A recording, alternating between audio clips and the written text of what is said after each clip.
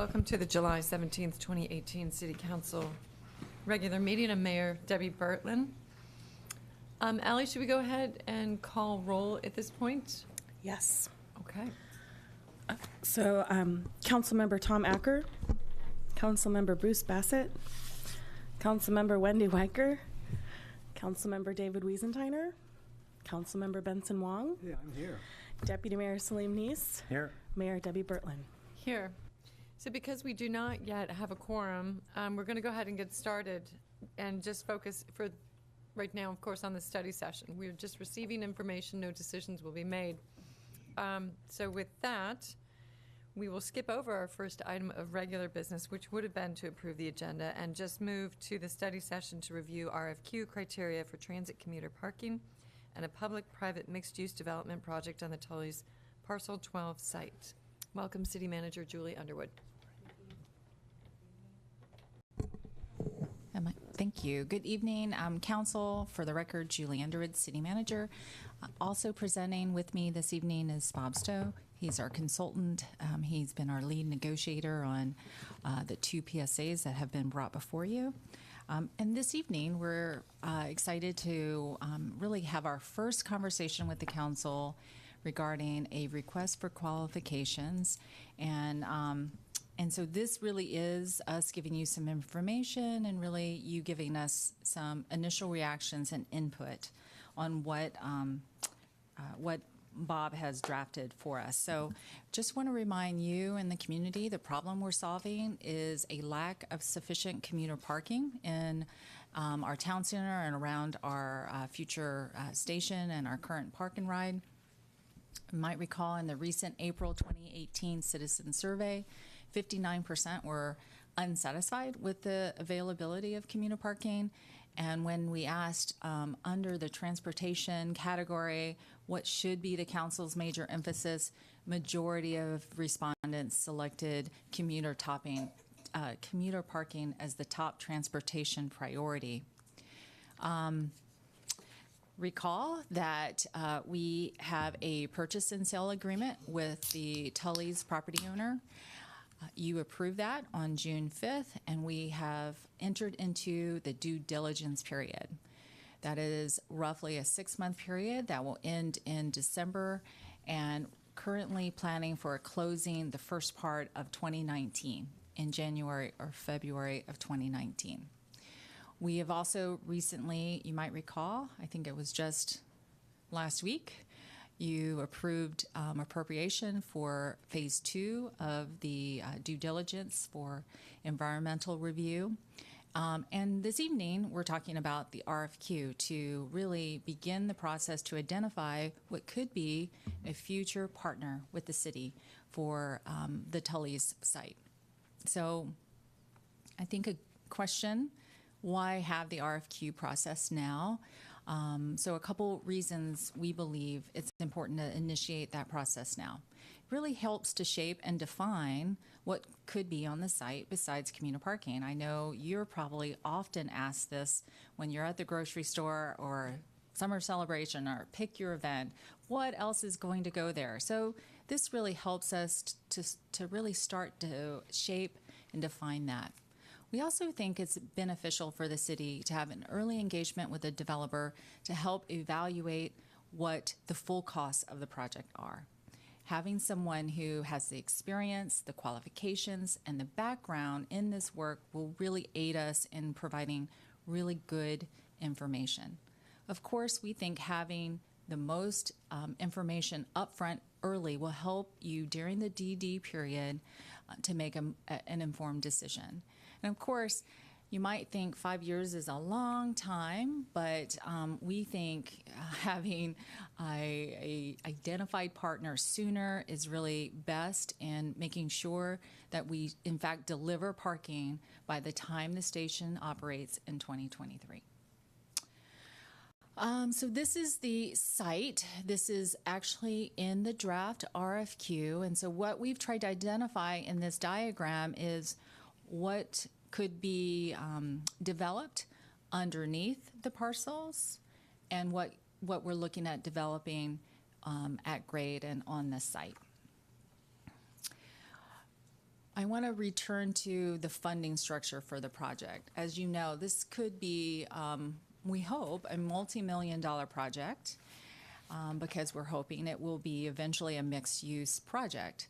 We are using Sound Transit settlement funds. Recall, you agreed to a $10.1 million settlement, and $4.41 million is dedicated to commuter parking. Sound Transit funds a minority share, so meaning 49%, and the city would fund 51% of the commuter parking project. Why is that important? This really allows the city to arrange for MI resident preferred access to the station parking. So this was really key, as you might recall, in the negotiation. Sound Transit felt it would be in their interest if we took the lead on that. And we think ultimately our islanders want parking for islanders, so we think that really was a good arrangement.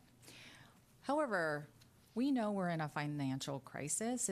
Most islanders are aware of this. So how will the city fund its 51% share? That's a great question, and really comes down to the city leveraging the land as its share of really the total project construction. The project, it's the land. And so the goal here is that a partner or a developer would construct the underground parking, and in exchange, you would provide the air rights for them to develop on the site per the Town Center Code. And of course, we would retain parking ownership in perpetuity. So again, in order for us to facilitate our funding the 51% is the notion of assembling the parcel 12, which you currently own, with the Tully's proposed PSA. So that would provide just over 3,500 square feet of developable land. Again, 3,500? 35,000. Thank you. One more zero. Pardon me. It provides really a wonderful potential site next to a future light rail station. And of course, you are in the future considering a legislative decision regarding the parcel 12, a comp plan amendment and rezone. Again, it's happening at this time period because the PSA has it doesn't go on forever. We only have a limited time that PSA is really live. And so we have a limited time to have you consider that. And that is important. It is important to provide a attractive piece of land to hopefully attract investment, a partner, a developer that will build our 51% of the project. So with that, I'm going to turn it over to Bob Stowe. Thank you, Julie. Mayor, Council, it's great to be back with you again this evening. I'm just going to give you a little bit of detail about what's inside the request for qualifications. And as Julie had indicated, the benefit associated with this public-private partnership by the fact that you're leveraging the city-owned asset is to generate additional parking for the commuter transit. And we believe that could be upwards of 100 parking spaces as part of a potential mixed-use project that also enhances the vibrancy of the town center. This is a site, as you know, when we discussed the purchase of this property a while back, that's close walking distance within 500 feet from the 80th Avenue rail entrance. Of course, this is just one of two parking scenarios and parking configurations that you're moving forward with, both within the town center on this site as well as on parcel 7. And given the fact that you're leveraging the city-owned asset, this really does provide you the best opportunity to produce a parking facility at the lowest possible cost for your residents.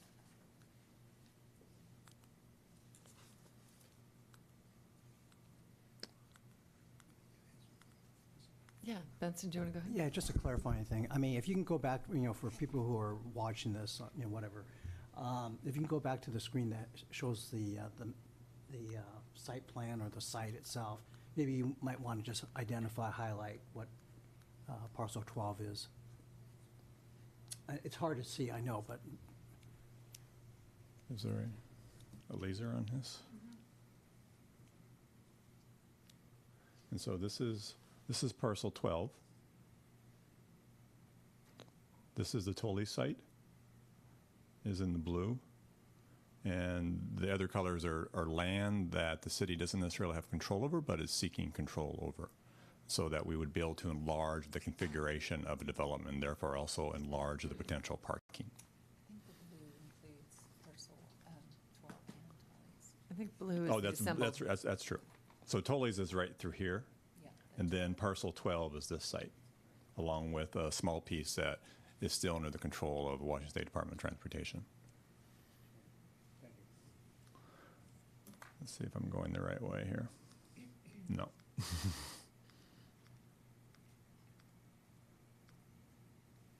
So the actual RFQ is part based on team qualifications and experience, and the other part based on project vision and a preliminary concept proposal.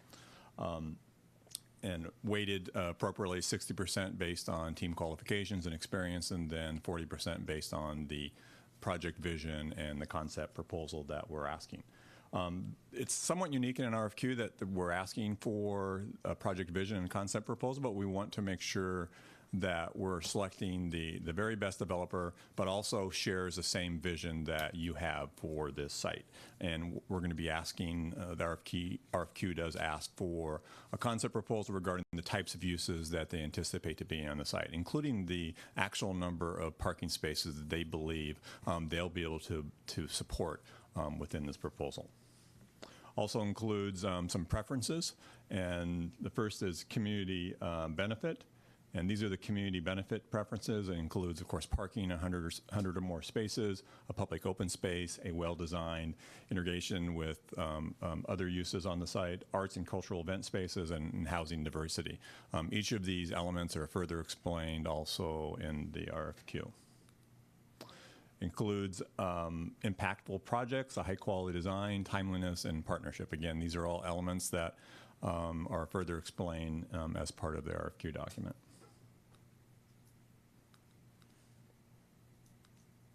The selection process is that when this is published, the staff will select qualified developers, narrow the number of development proposals that are submitted to 3 or 4 of the best or the semifinalists, and those will be interviewed by staff.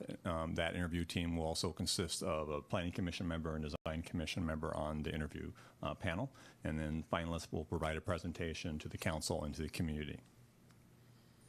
Council, of course, will then decide if the finalist is selected to enter into what's called an exclusive negotiation agreement, which will then lead to either a public-private partnership agreement or some other legally binding agreement that you'll have with the development partner in order to build the public parking and as well as the mixed-use project on the site. Once that selection has been made, the city and developer will work in partnership to create a specific and feasible development proposal that again will become memorialized in the exclusive negotiating agreement, and then later on in an actual public-private partnership agreement or other document. And then, of course, council reviews and approves the exclusive negotiation agreement before any prior to any negotiation of an actual development agreement. Benson? Bob, I don't know how many more slides do you have, because I actually have some questions. Just one.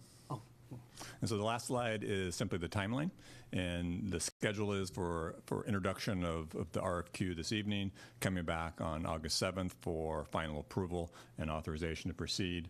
The RFQ will be available from August 14th through September 25th.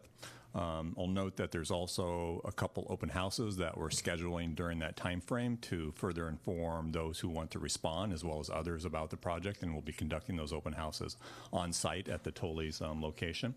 We'll interview, at least we're scheduled to interview the top 3 to 4 semifinalists on October 1. October 10th would be the selection of that developer or development team that they present that to the community. October 16th is when you'll determine If that's the proposal you want to move forward with, and then authorize negotiation of exclusive negotiation agreement, and then December 4th and 18th is when you would approve that ENA. And next steps, I misinformed you. There's one more slide. Next steps, of course, questions about the timeline or any of the RFQ processes this evening. The staff's going to return on August 7th. And again, August 14th, the city publishes the RFP, and then it becomes available. Was a deadline of September 25th. That was it. Okay, great. So Benson? I have a number of questions, but I'll just ask just one, and we'll see where it goes. You know, I'm looking at the team qualification. This is on page 2 of the agenda bill. I was curious because it references in the first bullet guarantees or guarantors, and I was just curious whether or not, number one, if that's common. Obviously, it's good for the city, but I question whether or not it might dissuade developers from submitting an RFQ. So I don't know what your experience is. I guess that's really the question. Is this something that's fairly common? It's common as a part of a development agreement to have a guarantor provision within those agreements. To the extent that someone can identify those in advance, they may simply provide you several individuals that may serve as the guarantor for this project. So you would be looking for personal guarantors? That's correct. As opposed to corporate? Yeah. Okay. Something beyond just the LLC that typically might be responsible for the project. Okay. Salim, if you're comfortable, just have Benson go ahead, or do you want to go back and forth? Well, let me just follow along on that. Would you go a step further and do any sort of diligence on the partners? Because as this is written, you're either going to give them the land and then have perpetual right to your parking, or you're going to own the land and they're going to have perpetual right to your airspace. So granted, you're going to be in a relationship with any one of these folks. Would you have any sort of, further diligence on your new partners? Well, I think, yeah, and whoever we select as the finalists, as well as the individual or team that you decide to negotiate with, will want to do a fair amount of due diligence, making sure that you look at their body of work, look at their experience, look at their financial capabilities of performing the project, look at their ability to execute similar projects. So all of that will go into the analysis of who we recommend to you to partner with. And you're right, this is a partnership. We've tried to create as much flexibility in the RFQ as possible to allow for both an ownership structure by the city or some other structure that would work. But it does depend upon selecting the right development partner, and so we want to make sure we do a fair amount of due diligence in that selection. And I would just throw in references. I assume that there's going to be strong reference checks background. Yes, and the RFQ has a number of contacts, architects, project managers, elected officials, others, and so we'll likely do a deeper dive on some of those project references or projects that are submitted, so that we assure that we're again getting the most qualified and the best fit for Mercer Island, a development team that shares your vision and your interests. And I'm sure Councilmember Wong probably has equally deep and emotional memories over the fire station build. And maybe there's some lessons to be learned from that one. If I can add on to the mayor's comments and questions regarding the references, and I have a question regarding the allocation of the 100 points that you have. So one question is, I think you mentioned something that this is unique, which it probably is a unique project, but can you elaborate on how you determine, how staff determined the 60-40 split in terms of points, and then also whether or not there was any consideration to giving or having references factored into the scoring? I mean, references is embedded into the requirements of the team qualifications and experience. It wasn't called out specifically of specific weight as part of the total 60 points that are eligible for that. Again, we wanted to give more weight to the qualifications and the experience because, again, we believe this is a project that's complex and that it's really going to take some negotiation and some discussion with the development team that we select to come away with sort of a viable, feasible and great development. And so asking someone to propose something in advance before we have those discussions is probably, it would be a difficult proposition for someone else to fulfill. And so we gave more weight to the qualifications, but we still wanted to make sure that others understood that their preliminary concept and their vision was very important as well. But if the question is why wasn't it a 70-30 versus a 60-40, I don't think we had that level of discussion. We just felt that a 60-40 was a good split. Okay, I had one basic question and then just some follow-ups, but the primary one would be, could you elaborate, for council as well as for the public, more detail about what exactly the ENA is? It's similar to a letter of intent in that, and sometimes letters of intents are exclusive letters of intents where you're only negotiating those particular terms about that project with one development team, and so that would be the case here. This ENA will likely have it'll have the same terms that a letter of intent would also have. These are terms that get carried forward in the development agreement, but there may be other terms in there that will be binding that we want to make sure are adhered to and end up in any development agreement. Can you give an example of what some of those might be? Oh, the binding. Number of parking spaces, the type of development that's going to occur, the type of architecture maybe that's going to occur on the site.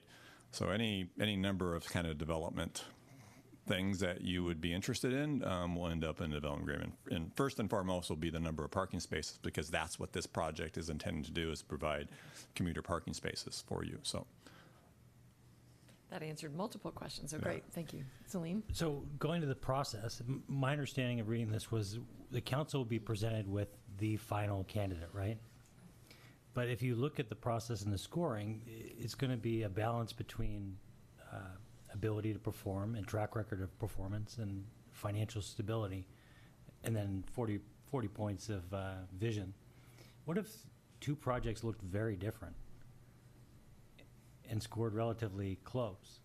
The council would only receive the choice of one project, potentially. I mean, is there leeway or latitude in the process that you would see where maybe two highly scored projects might both be brought to the council?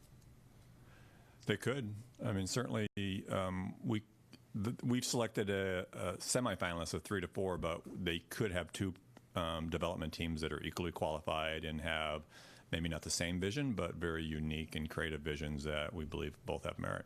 So maybe to say it another way, if we saw value in, let's say, the second place, and as a council we rejected the first place because we didn't like the project, I guess maybe because we liked the second project more, that would be the perceived kind of flow? Yes. Yeah. I mean, we certainly can have discussions too with council after the interview process to receive preliminary feedback, to let you know what the panel has reviewed. Maybe there are at that time identified 2 very highly skilled development teams that we want to bring forward. And it may also be that there's simply a clear or preferred development team that we want to move forward with. Benson? You know, I know in the agenda bill, and this is, again, working off of the Deputy Mayor's questioning, if the council wanted to be more actively involved in the process, can you talk to me about that, how that might occur? Because when I read the agenda bill, my initial reaction was, if we're simply given the one, the recommendation, I'm not sure if that's really what I want to see, or I mean, basically at that point, all we're getting is the final thing. And so I'd rather be more involved during the process itself. So if that's the direction of the council, I don't know if it is, but if it is, where do you see the council becoming more actively involved? Sure. I can tell you what other councils and other locations have how they participate. Sometimes you might have a council member or 2 on part of the interview panel. Certainly, whatever recommendation is forwarded to you by the interview panel, I would expect that we would also forward you all of the proposals. You may have a recommendation on which proposal is based on the criteria, is ranked, and have all the proposals ranked, but you can still then have a conversation with staff about possibly moving forward with one or more of them. But one way is to simply involve council members or a committee of council members as part of the interview panel so that you can hear firsthand the proposals and be part of that selection process. Do you think that might be overly, it's not persuasive, but I guess too much influence, or would you rather see the city council people who might sit in on the interviews simply sit there and observe? Or just be, So observatory versus Right, participatory? Yeah, I mean, that's an opportunity, but I mean, I think if you're going to sit through all day of interviews, everyone would probably appreciate hearing your observations so that you've had the interview. And so in that case, I would say that you may want to be involved in the scoring criteria. Salim, do you have any- On the slide that you went through the timeline, that was an abridged slide. I think there were a lot of things that are in here that were kind of lumped into a time gap there. That's correct. I'm thinking about staff and the pre-submission conferences. We're talking about having Tour 1, Tour 2, Yes. an RFQ addendum, I presume, which would be answers to queries. Yes. For people who are seeking clarification. Would there be a point, maybe another milestone in here where you would add another date and ask applicants to submit notice of intention to apply, whereby you would cut off new applicants from, getting into that process? So, because it's a large time gap between the issuance of the RFQ and the response, and there's nothing in there that kind of prevents somebody from coming in 3 days before and asking staff a lot of questions, trying to get up to speed. Typically, when I look at these, there's some sort of intent to apply, just to help Sure. make the process more efficient. I mean, one way you could do that is require attendance at the pre-submission conferences 1 and 2, in which you'd have a record then of those who are going to be potentially submitting. Right now, those tours or those pre-submission conferences are optional. That might Yeah. be, You know, if I understand your question, that might be a way to That try makes a to lot of sense. self-identify. So you're, by changing that one requirement, the company bidding on it would have at least had to seen the site with staff. They would have had to Would be- attend one. I wouldn't make it a requirement to attend both, but one or the other. You could make a requirement for attendance. That certainly seems like a reasonable request. Okay, I'll have a quick go. When I was looking at the preferences, although there is a certain amount of green build that exists within our town center code, I was a little bit surprised that there was no reference to it in terms of some of the criteria we'd be looking at.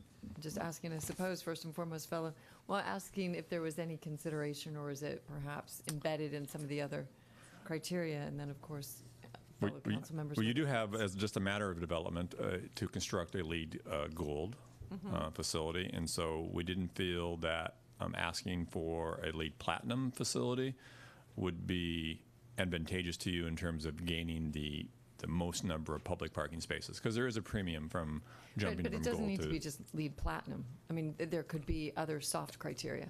There could be, and we tried to include, we included some sort of a P3 approach, profit, planet, and sort of sustainability criteria inside the RFQ in a general fashion, without citing, for example, Mercer Island STAR value system. Okay.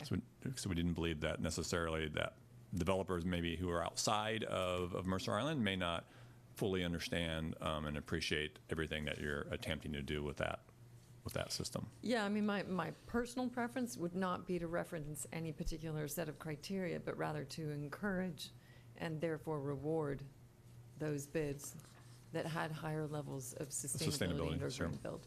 So,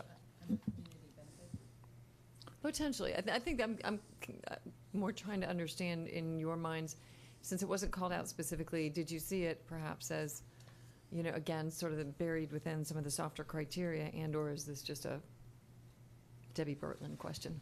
I think it's stated in sort of a general sense under sustainability when we just talk about best practices for sustainable developments, and we left it to the respondent to determine what they believe those will be. yeah. Yeah, Yeah. it's in our code. Okay. Yeah. All right, Benson? As you go through the RFQ itself, I think Well, number one, if people simply read the agenda bill, they're going to miss a lot, okay? So, because the RFQ itself is a lot more detailed and answers a lot of questions if you just read the agenda bill. So that's just a general comment. But there's one thing, even though in the RFQ it goes at great length to identify community benefits, impactful projects is not really well defined. And so I'm just asking for some sort of clarification what you mean by lasting positive impacts. It is a subjective criteria, and it could be defined further. Yes, I agree. Okay. I mean, were you thinking in terms of economic impact? Well, I think it could include that, but I think most people think of real estate development as something beyond just the financial revenue that comes from that development. It's how it fits within the community, how it sort of energizes the community, how it increases quality of life and placemaking within an area. Well, I'll go back and clarify one of the comments that I made earlier, and that is, at least as far as some of the criteria, the vision preliminary concept would include quite specifically a history or indication of how they'd go about including public comment, public engagement, making sure, A, that they have a history of doing that in other development projects, and B, how they'd go about it here in partnership with the city and the community. And I say most respondents will likely just, they'll take the lead from what the city wants to have done in terms of public engagement. And so whatever public engagement process you laid out, that's yours, I think, to govern and yours to dictate from a development. Right, but we'd also want to know the history. Do they have examples of having done it well or arguably not well in the past? Okay.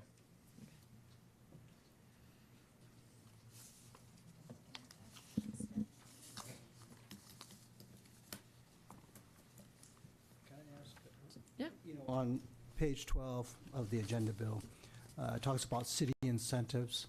And so I'm just, if you can just clarify, because I know that in a number of communities, the residential multifamily property tax exemption is often provided to developers. So can you just, again, explain that so that the public understands and perhaps even discuss in general the city incentives that you've sort of outlined here? Sure. So that's in your code currently. It's not a new incentive just for this project. And each city's code is a little different. I think Mercer Islands is 8 years of property tax exemption for multifamily residential units that are constructed. So usually not on the first floor retail, for example. That would be excluded. It really is on the multifamily units. And then as far as the concept, I mean, there's certain assumptions, and maybe you can just go through those again for the public and for making sure everybody understands. But as I recall, there's certain assumptions that you're asking for as the developers present their concepts, and there's certain assumptions with respect to height and what have you. Oh, yes. So we're asking the development community to adhere to the existing city code, which is a 5-story development. We're asking that they provide proposals for 100 spaces or more. I mean, that's the target. And so we hope with competition we'll be able to leverage the city's land asset and develop even more public parking. We're offering the land development rights on the site that the city owns in exchange for providing that public parking. And the city's also offering $2 million of sound transit funds into the mix in order to generate that public parking. For example, public parking, garage parking, for example, underground parking at 80,000 a stall, 100 stalls is roughly $8 million. And so you're leveraging your city asset and that $2 million in order to achieve $8 million of public parking. I just want to clarify. I know the answer to this, obviously, but some folks have been confused that the 100 parking spots is the total number. Those are the numbers of minimum number, I think, of Mercer Island commuter parking spots. If somebody, for example, proposed a use facility, and it had retail, and it had housing units in it, it could conceivably have, I don't know, what, 300 parking spots total or 200 parking spots total? That's exactly They would right. have to provide their own parking, and then the 100 parking stalls for commuter parking would be separate. That is true. There may be some shared parking arrangement that we might enter into with respect to off hours or commuter hours for use of those public parking spaces. Much like in the same way that we have done with Parcel 7 under that Right. purchase and sale agreement, where we have a perpetual easement, we could also offer the same thing back to another use in exchange for public parking spaces. Yeah, so a developer that could find a project that had community benefit in off hours would be able to probably leverage those parking spots, which Yes, I think would make the projects more interesting. yes. This is a question directed at Julie. And I'm just really looking at this timeline, which is incredibly, early on, very compressed. And then I'm just wondering, in light of the budget and CIP, you think you can do this? I mean, you think this all works? Thank you, Councilmember Wong, for that question. In fact, I should have started with the caveat that this assumes we are going to close on the property. I mean, obviously, if we get data and information regarding the contamination, regarding the tentative settlement with BPR, those are factors that are not in this timeline at the moment. So you bring up a good point. I think we're really trying to optimize having a developer or a potential partner working in tandem with us during the due diligence to help us. They're experts at this, and I think that's what we were trying to optimize for. I do agree. And I look at your planning schedule every day, and you have, not a lot of real estate there. So I think that's another reason why we opted to try to simplify the process in narrowing down your finalist. But good point. I do think this is a pretty aggressive timeline. I think we can, I think getting it out on the street and all of that piece and lining up the interviews, I think that piece, I mean, Bob can probably elaborate, is I think the easier part. I think scheduling it on your calendar is the most challenging part. I will be honest. Excuse me. Yes. If I may, I just wanted to add to Julie's comments.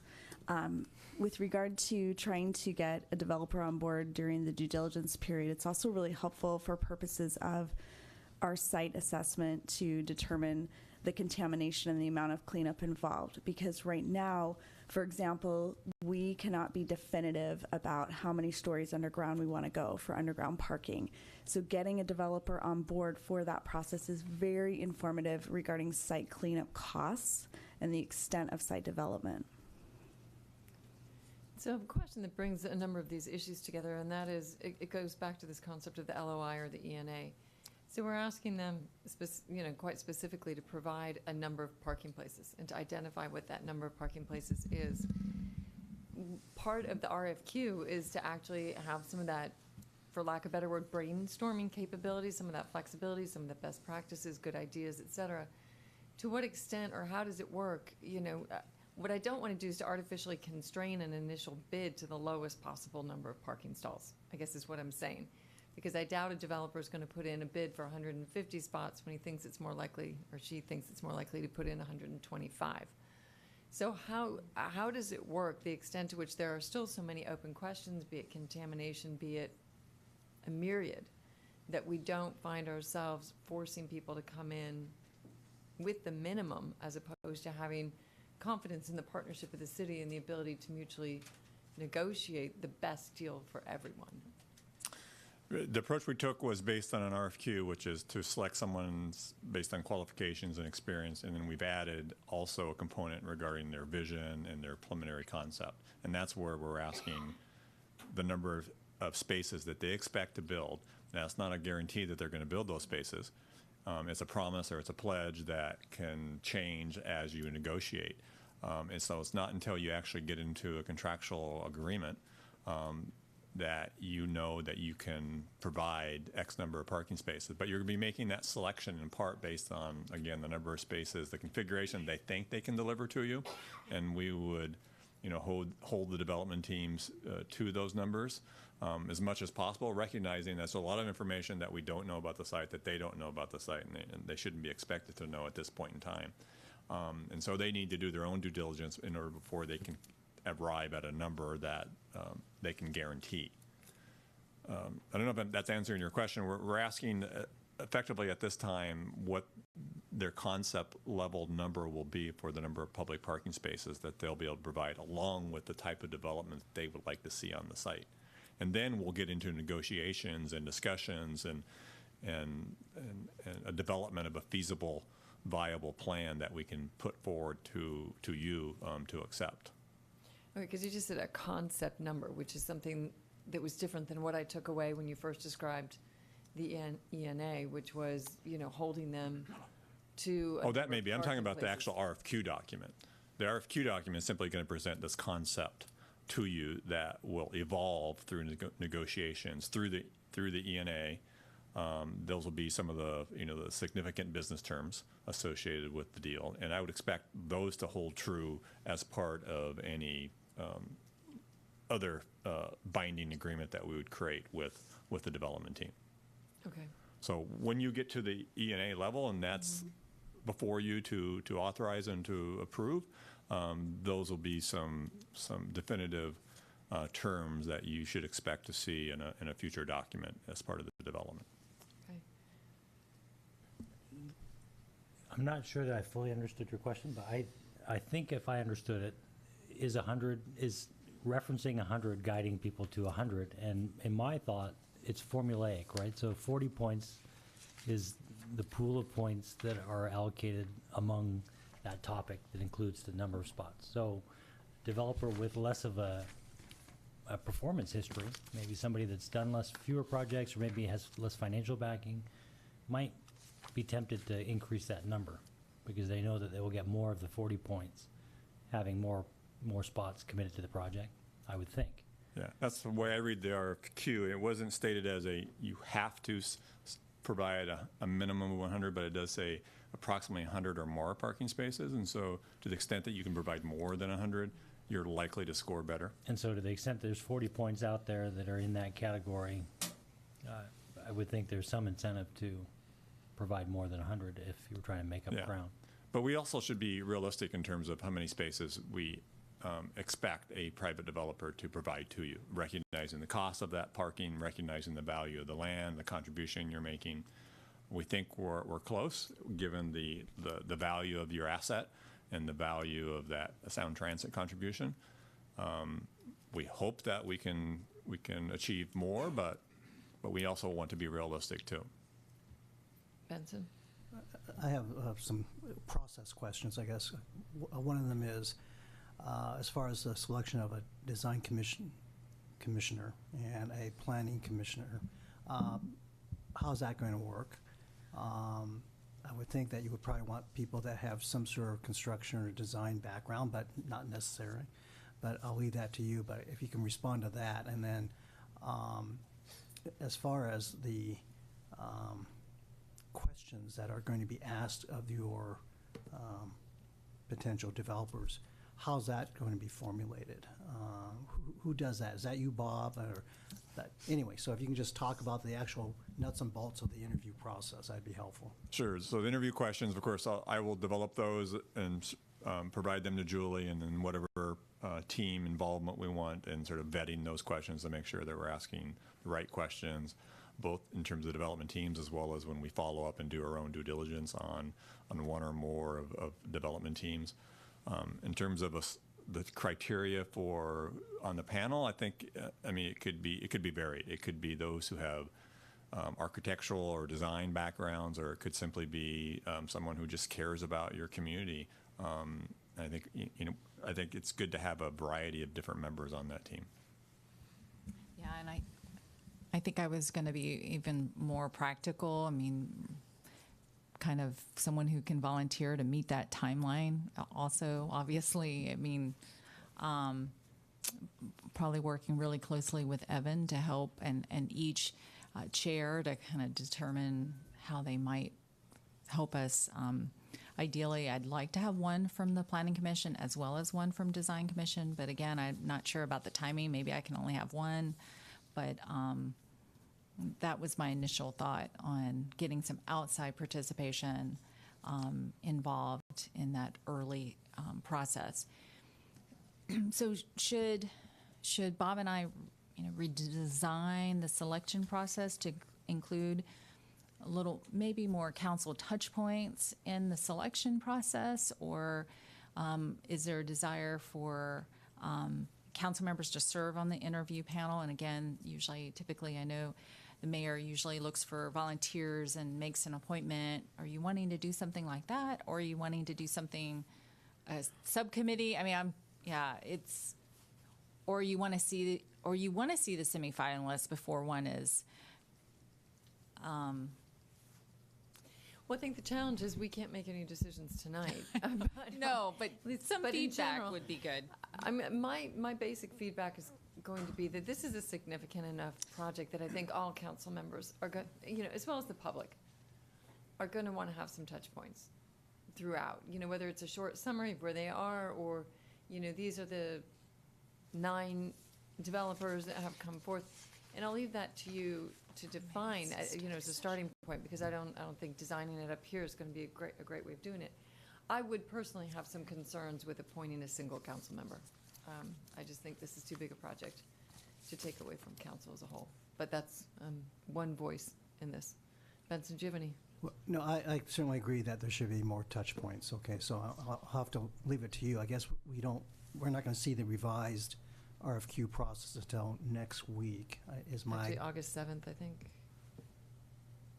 We adopt August 7th. August 7th. Oh, August 7th, okay. All right.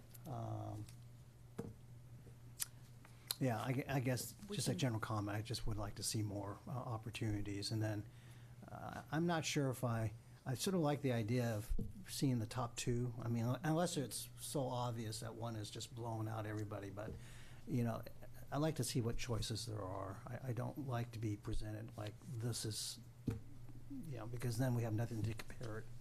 So anyway, that's my only reaction.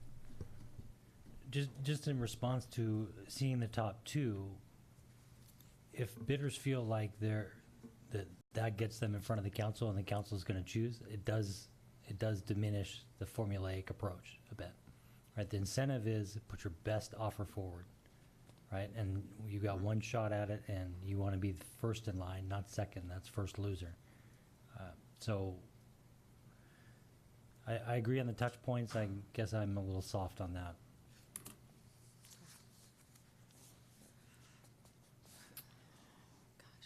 Julie, Bob, any other questions? This is coming back before what is hopefully a fuller council on August 7th. No, I think it's good. When I have my one-on-ones with each council member monthly, I'll check in with them also. I mean, this is really, I think, it's still a tentative proposed process, and I can get some more one-on-one feedback, especially on I think it's fair to say, touch points and whether or not, I'm envisioning maybe it's a study session format where you know who they are, who have applied, who submitted, you've seen kind of their concepts, and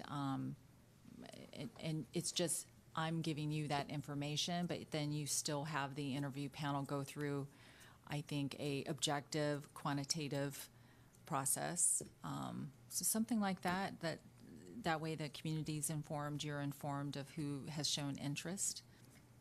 Take it from there. I think I just have a final question is, obviously this doesn't come as a surprise to anybody, this whole RFQ process per se. What so far has been the general feedback that you've taken from those in the development community with regard to their level of interest? Any interesting feedback?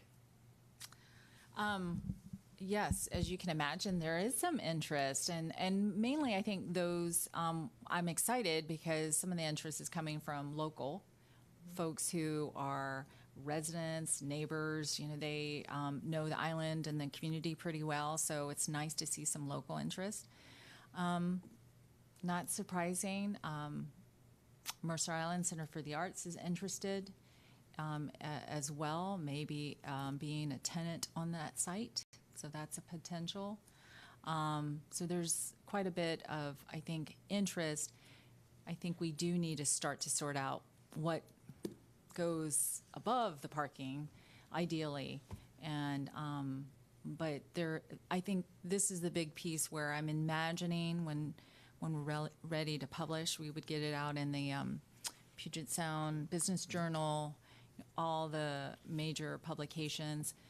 Bob knows a number of developers that he can personally reach out to, and so we imagine we'll have a lot of interest in the project. That being said, as you know, we're really in a crazy boom period.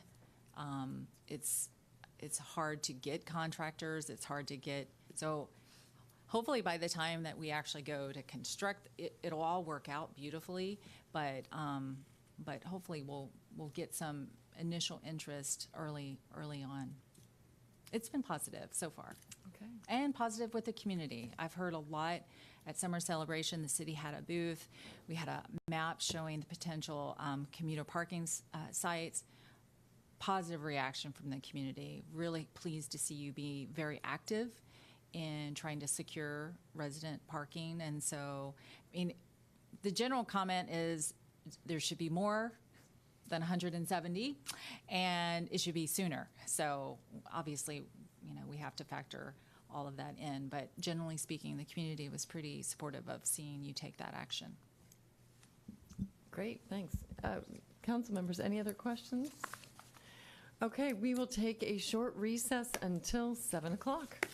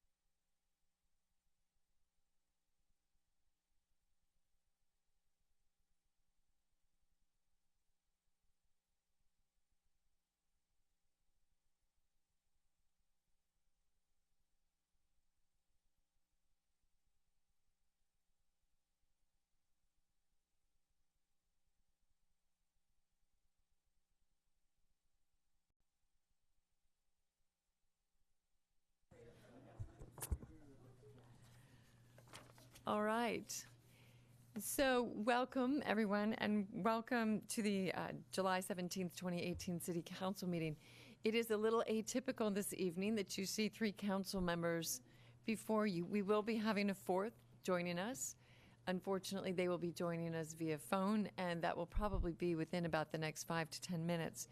So as we wait for quorum, what we will do is we will go ahead and begin with special business. We'll then move on to the city manager's report and then come back to approving agenda and consent calendar, and also then moving into the public hearing and regular business.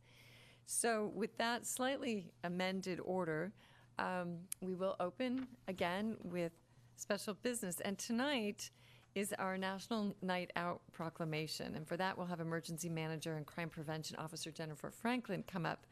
I want to say that this seems to be one of the favorites on Mercer Island in the many years that I've been engaged, both in National Night Out as well as here at Council. This is truly one of our amazing community events. So Jennifer. Thank you very much, Mayor Bertlin, and thank you again, Councilmember Wong and Deputy Mayor Salim Nice for being here. And again, thank you for all being here. I have to agree, National Night Out, along with so many of the programs that our department and our city holds, is just a really great way to bring neighborhoods and our community to get together. So with that, I do have 3 people that I'll introduce in just a minute that are here to go ahead and accept a proclamation, but I wanted to give you a little bit of background before that. So that being said, let me talk a little bit about National Night Out. National Night Out is an annual community building campaign that promotes police, community partnerships, and neighborhood camaraderie to make our neighborhoods safer, more caring places to live. National Night Out enhances the relationship between neighbors and law enforcement while bringing back a true sense of community. Furthermore, it provides a great opportunity to bring police and neighbors together under positive circumstances. On Tuesday, August 7th, 2018, from 5 to 8 p.m., the city will host its 10th annual National Night Out. This year will mark the 35th National Night Out event across the United States. Residents in neighborhoods throughout Mercer Island and across the nation are asked to lock their doors, turn on outside lights, and spend the evening outside with neighbors, police, and fire, city officials, and city staff. Many neighborhoods throughout Mercer Island will be hosting a variety of special events, such as block parties, cookouts, visits from police, fire, and city officials. Flashlight walks, contests, and youth activities. One year we actually had a big, huge bouncy house and a band in one of the streets, so it was actually a really great event. An all-city event will also be held at City Hall from 5 to 8 p.m. for a cookout and tours of the police station and the jail. Accepting the proclamation on behalf of the community is resident and emergency volunteer Sue Roboy. Sue has organized her neighborhood's gathering for National Night Out for the past 6 years. It might even be longer, but I have 6 years in here. She's an active emergency volunteer with the city, running the Map Your Neighborhood program, and handles volunteer registration during city emergencies. And just a side note, she also does this on Maui as well, so she's very active. Sorry, as I go over here. So we also have with us as well Michael and Judith Crow that have also, I believe, been doing National Night Out and doing your neighborhood for, it's like, 8 years. So I was wondering, I knew it was a long time, and I thought I had it written in here, but my copy doesn't have it, so there you go.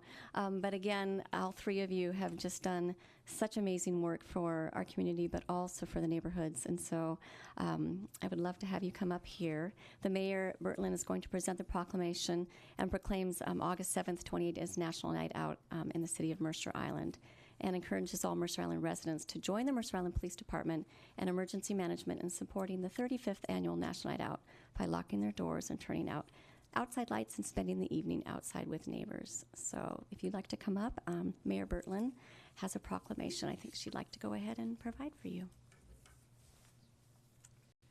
So thank you for coming and accepting this proclamation on behalf of this city. I believe, Michael, we actually encountered each other as I was walking my dog a few years ago. Yes. And I did go home and I did have a conversation with my husband, and we are now more emergency prepared. So those Saturday morning dog walks can prove quite fruitful. So with that, I'll go ahead and read the proclamation. Whereas the National Association of Town Watch sponsors a national community building campaign on Tuesday, August 7th, 2018, entitled National Night Out, and whereas the City of Mercer Island, neighborhood groups, businesses, and concerned citizens work together throughout the year to prevent crime and prepare for emergencies, and whereas National Night Out campaign provides an opportunity for neighbors in Mercer Island to join over 38 million neighbors across approximately 16,000 communities and from all 50 states, U.S. territories, and military bases worldwide. And whereas National Night Out is an annual community building campaign that promotes public safety, community partnerships, and neighborhood camaraderie to make our neighborhoods safer, more caring places to live. And whereas neighbors in your city assist the local law enforcement agency through joint community building efforts and support National Night Out 2018, and whereas it is essential that all neighbors in your city come together with public safety to build a safer and more caring community. Now, therefore, I, Mayor Debbie Bertland, do hereby proclaim August 7th, 2018 as National Night Out and encourage all Mercer Island residents to join the Mercer Island Police Department and Emergency Management in supporting the 35th Annual National Night Out by locking their doors, turning on outside lights, and spending the evening outside with neighbors. And if that doesn't work, you can come to a city council meeting that same evening. I think we're going to have hot dogs here, yeah? Okay, so it's the second best, but it's an option. There's a real draw. You're here tonight, and I'm sure you can highly recommend it to all neighbors. But anyway, with that, I happily present you with copies of the proclamation. And truly, thank you so much for your service. We'd love to have a few comments. If you have some enthusiasm or wise words that you want to share with fellow islanders, we would welcome them. Well, I would just like to say that we've mapped over 60 of the neighborhoods on the island, and if you are in a neighborhood that so far hasn't had a gathering or an opportunity to map your neighborhood, please call Jennifer Franklin and let her know, and she'll send one of us out to help. It's a really easy process, and I think we need to loop back to our city manager and help with her neighborhood soon, because we tried it in the winter when nobody really wanted to get together, but we're happy to come back, Julie.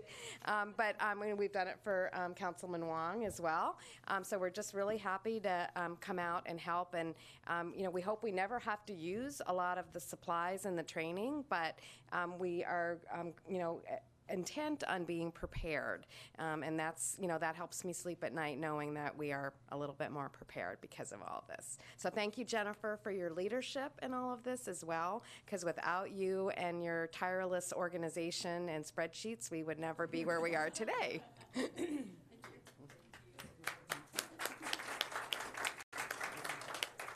So two things come out in my mind. One is Jennifer was already pointed out, just getting the cooperation between the people in the police department is so essential in establishing great relationships with our police department. And that's an opportunity I wouldn't want to pass up. And the second thing, and reflecting on National Night Out, just being aware and just looking at the neighborhood, how isolated individual households tend to become. That with dual income families and just nobody, and we're so busy, no one sees each other anymore. So at least there's one night a week where we get people actually to see who the people in their neighborhood are.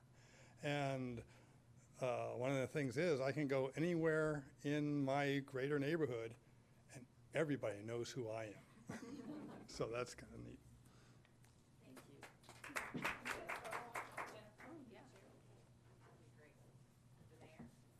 Stand behind. Why don't you guys go in front of all of this? Oh, yeah, in front of the podium. So we'll go further. Mayor, may I say something? Yeah, please. As Sue Roboy mentioned, the process is amazingly simple and easy because they do all the work, and I just encourage other neighborhoods to go ahead and call and map their neighborhoods. So invite them to come and do all the work. Yeah. Thank you so much, Michael, yeah. And here's to some great weather on the 7th, right?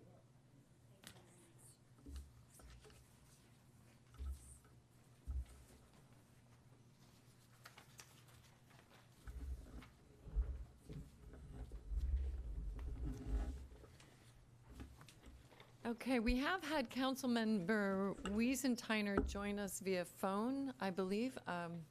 Dave, are you there? Yep, absolutely, I'm here. And it is my pleasure that we're joined by folks for everyone I can't be there in person, but it's 115 degrees here, if that makes you feel any better. Wow. I think we're actually happier to be here then, but thanks. So with Councilmember Wiesentiner, we actually do achieve quorum. So with that, what I would like to do is to ask if there's a motion to approve the agenda. So moved. There's been a motion to approve. All in favor signify by saying aye. Aye. Opposed? Aye. All right, agenda passes. We then move on to, we just went through special business, so now we'll move on to the city manager's report. And so with that, I welcome Julie Underwood. Good evening, Council. I just wanted to really send my appreciation to our entire Parks and Rec team. Obviously, Public Works involved as well, setting up, taking down. We had a really great summer celebration. Loved the island theme. Attended both days, and it was just crowded and hot, but people were smiling and happy and really very joyful to have this great event. And as you can see from the photos, a lot of great things happening, from our sand sculptures to some of our photo booths, and lots of great fun for our community. And again, I want to thank our Parks and Rec department in particular for spending countless hours planning the event, being at the event. They worked their tail off, and I hope our community enjoyed it. Also want to update you, many of our residents have noted the Southeast 40th construction project. Obviously, we wanted to make sure that project was underway during the summer months when we didn't have 3 schools in session. So this week we have curb grading happening, fire hydrant installation, tree trimming, and a few removal of trees, a utility pole removal. In the next week, we'll have the sidewalk and curb grading, water main shutdown, and utility pole removal. And then that last week of July, early August, the pouring of concrete. And you'll see little work on Thursday and Friday due to the Seafair event. The Lime Bike is here. Hopefully you've seen them outside of City Hall, and you've seen them across the island. They are available for rent. We received some great public outreach this weekend at Summer Celebration, and so we're excited to see these have launched, and folks are actually using them, which is the intent. And we have about 25 bikes, and they'll be rebalanced daily and restocked at the city's 6 initial hubs. We are looking at other hubs in the center of the island as well as the south end, considering those also. But for just $1, you can unlock, and then 15 cents per minute you can ride. It's one of the cheapest and healthiest decisions you could make all week. I'm so excited about this. I launched this back in 2012 when I worked for the city of Shoreline. This is actually it's an app on your phone, MI Connect. It's powered by C-Click Fix, and it's a great, easy way for our residents to provide really like service requests, potholes, street sign down, any type of request you can think of. Submit it using this online app. Right now, we're kind of having a soft launch, so if you want to download it today, go to the Apple Store or Google Play. Of course, we'll do a big formal release later this summer, but we're just wanting to kind of ease into it and give it a try. So please download it and tell us problems or concerns that you have around the city so we can get on top of it. Our Parks and Rec team launched 2 surveys for the parks projects, and we want your feedback. So the Luther Burbank Dock Repair and Reconfiguration Survey is online. The 1974 docks need major repair. They are fixed height piers that are not useful for smaller boats today. And the purpose of the survey is to really see how park users use the docks. And the goal is to develop a plan for reconfiguring one or more of the piers to be floating docks. We also want our community's input on the Aubrey Davis master plan. So the goal for this is to increase awareness about the master plan process that will be kicking off here shortly, and to get some initial data on areas of interest. Just a quick reminder, we have our great summer events still taking place: Shakespeare in the Park, movies, summer concerts, and our big Camp Burbank community campout. Go online for more info. And again, another reminder about Seafair Weekend, August 3rd through the 5th. The Blue Angels practice and performances take place on Thursday, August 2nd, 9:45 a.m. to 12:15 p.m. and 1 to 2:45 p.m. And then Friday and Saturday and Sunday, August 3 through 5, 12:55 to 2:45 p.m. And reminder, no farmers market on those Sundays. You already heard about National Night Out. Come by City Hall. You get some free dogs. And let me just clarify, I know Jennifer said we have a jail. There is no jail on Mercer Island. It's just a holding cell. It's a temporary holding cell. Let me be clear, no jail on the island. So please come out, have a hot dog, and then attend a council meeting that evening. Yep. So. And then finally, wanted to remind everyone about the I-90 westbound closures this weekend, Friday and Saturday from 11 p.m. to 7 a.m. and Sunday, July 22nd, from 10:30 p.m. to 4:30 p.m. And then again, it will take place the last weekend of July as well. So look out for that. It's I-90 westbound between Island Crestway and I-5. And that's all I have. Great. Well, thank you very much. So next on our agenda is appearances, and this is the opportunity for anyone to speak to the council on any item.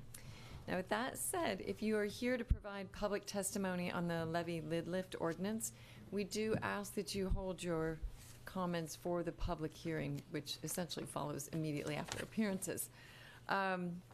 So with that, when it is your turn to address council, please be sure to speak audibly into the podium microphone, state your name and address for the record, and limit your comments to 3 minutes. If you need more detail, it is on the back door. So with that, is there anybody who wishes to address council? Welcome. Brian Hildebrandt, 6880 West Mercer Way. I was lucky enough to catch the beginning of the plans to welcome a developer onto the island in order to create parking. It seems like there may be not quite enough interest to generate the number of parking spaces formerly promised, which was 200. And I'd like to remind the council and the island at large that this was billed to the public as an opportunity for a public parking garage, and to ask, is it really worthwhile to give away public land for fewer than 200 spaces, remembering that the current park and ride has 447 spaces and is completely full at 7 o'clock. More remarks on those proceedings. I think that there should be some clear guidelines as to what constitutes a parking space. It should be clear what sort of size is expected, and it should also be clear what sort of accessibility to the islanders is expected. I know that the parking next to, in the building with Bennett's is woefully inadequate. It's very difficult to park there because those parking spaces are too small. It's difficult to drive a car inside that building. And there was some conversation about mixed use, and I'd like to say I actually think that's an excellent idea, as long as it doesn't mean that someone who parks in those parking spaces could be towed if they park off hours. The litmus test for a good parking space is a place in which someone can park their car at any time and stay parked there for 24 hours without worrying about being towed or worrying about being able to get in and fit their car into a space. But I'm excited about this project, and I hope that the council can step back and allow developers to come in and fill the needs for the island. I personally would be glad to see a skyscraper if it meant we could get 500 parking spaces. Yeah, and I'll save my other comments for later. Great, thank you. Yeah. Anyone else for public appearances? Welcome. Thank you. Good evening, Council. I'm Sharon Perez, 3404 79th Avenue Southeast, and I'm here tonight on behalf of the board and staff of Mercer Island Center for the Arts, and we too are excited about this project. And we appreciate this unique opportunity to explore the addition of a space for the arts in this public-private partnership exploration. We are here to let you know we support the council's inclusion of arts and culture space and place as a community benefit in the RFQ process. And I wanted to share, we're about 2/3 of the way through our community visioning dialogue about what the Mercer Island community would like to see for arts and culture in the future of our island. And many people here tonight have participated in that, and I thank all of them. We have had individual meetings, small group meetings, 100-person community visioning dialogue, and we're going to have a second one on Saturday, July 28th from 9:30 to 11:30 at the Community and Events Center. But what we're hearing in themes to date of importance to the broader community is that our community is looking for community building and connections. They're looking for a pride of place, a collaboration between arts groups, and a vibrant town center. Those are the themes that have emerged through all of these outreach dialogues. And we appreciate that this unique opportunity meets these multiple needs of our community.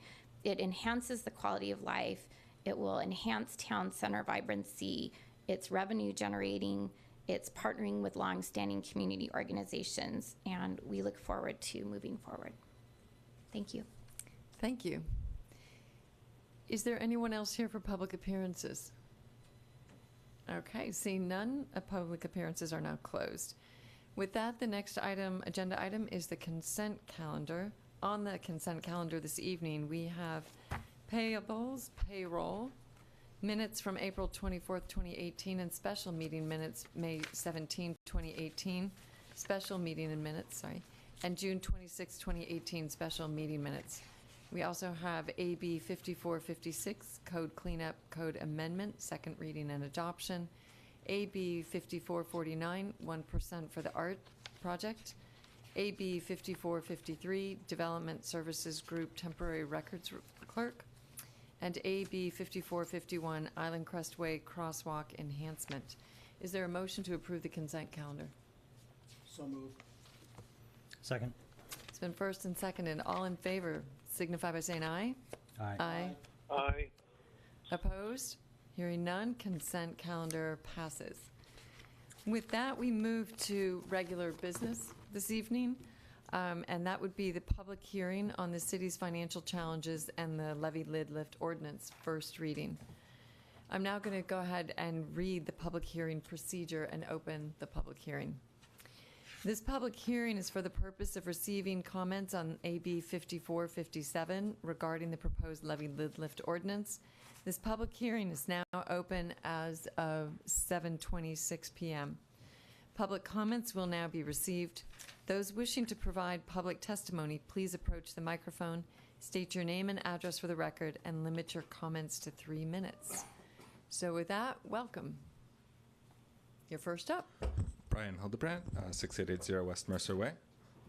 I support the direction of money to community services, but I actually did want to talk to the council about the matter of financial trust, and I believe that this was kind of undermined by the recent bike share implementation, where the bike share was ushered in quickly after a survey which stated that 34% of islanders were willing to explore a bike share program. 12% needed more information, and the remaining 45% were not listed, but I assume that they were opposed. The hasty spending of public funds on in this way with very little public input is worrisome. And it's the only reason that I think that this increase in public funding might fail, because people don't trust the council with the money that they're giving the council and the island. And when that happens, they're going to be less willing to give money to the council and island in the future. If the council could attempt to create a more transparent process and show that it's working to ensure that this money is going to be well spent, if it could make a very detailed plan about what it's going to be doing and present that, very effectively to the islanders, I think that would be the best course forward for the council. And otherwise, I'm afraid that myself and many others will end up voting against this levy. Thank you. Next. Welcome. Thank you. Craig Reynolds, 8105 Southeast 48th Street. A couple of comments I want to make. I'll be brief because I've written to the council already on this, and I spoke a couple of meetings ago, but I just want to reemphasize a few points. The first is that I served on the Citizens Advisory Group, and we were very thorough on these issues. We worked for quite a long time to look into city spending and revenue-raising projects. And 17 of the 23 members of the CAG, after doing quite a bit of study, concluded that a revenue increase was necessary in order to maintain city services. The plan that the council has come out with is slightly different than what we came up with, but functionally equivalent in that it raises approximately the same amount of revenue. And I can't speak for the entire CAG, but I'm very comfortable with the proposal that has come forth. As for myself, I think we had good agreement among the CAG that city services are important, and that they're a big part of why Mercer Island is a great place to live. And we want to make sure that the city has adequate budget to maintain that level of city services. And we saw a lot of evidence that the city has operated reasonably efficiently with salaries, with vacation pay, with number of staff, with number of administrative staff, with just about any measure you can name. We compare very favorably to other cities in the region. So I'm fairly comfortable that the money is being spent effectively, and I want to make sure we don't cut ourselves off at the knees and make this a less pleasant place to live.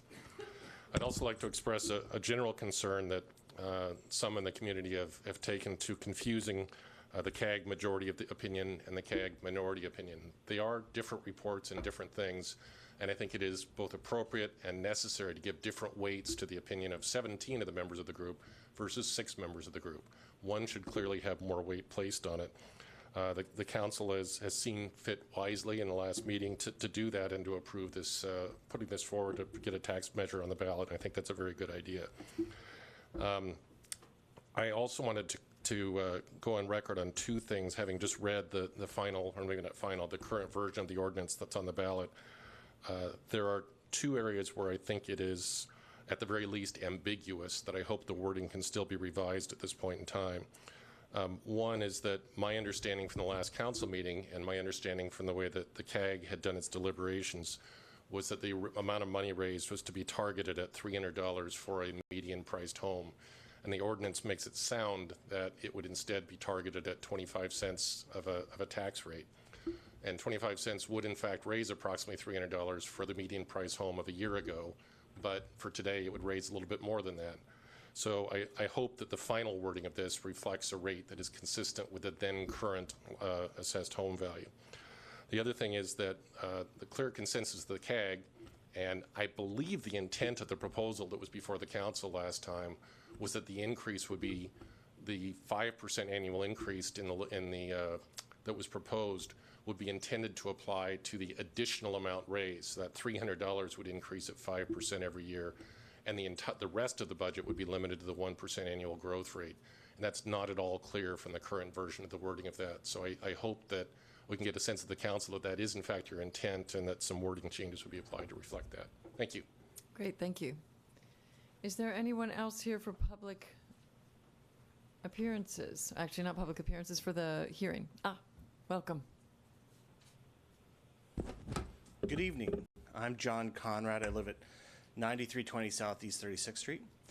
I want to thank the council for not kicking the can down the road, and note that only 17% of the CAG was opposed to this idea, which is roughly the same percentage of city council members that didn't vote for it. So we expect that the levy lid lift, once everybody has an opportunity to understand what it's doing, understand the financial situation of the city, will support the levy lid lift. And I'm looking forward to helping people understand how it's going to work. There's one, I'd suggest that you strike the last sentence in section 1. Doing that would put some limits on the city council's flexibility, but I think it makes it much easier for us to explain the levy lid lift and encourage people to vote for it. So thank you very much. Great, thank you.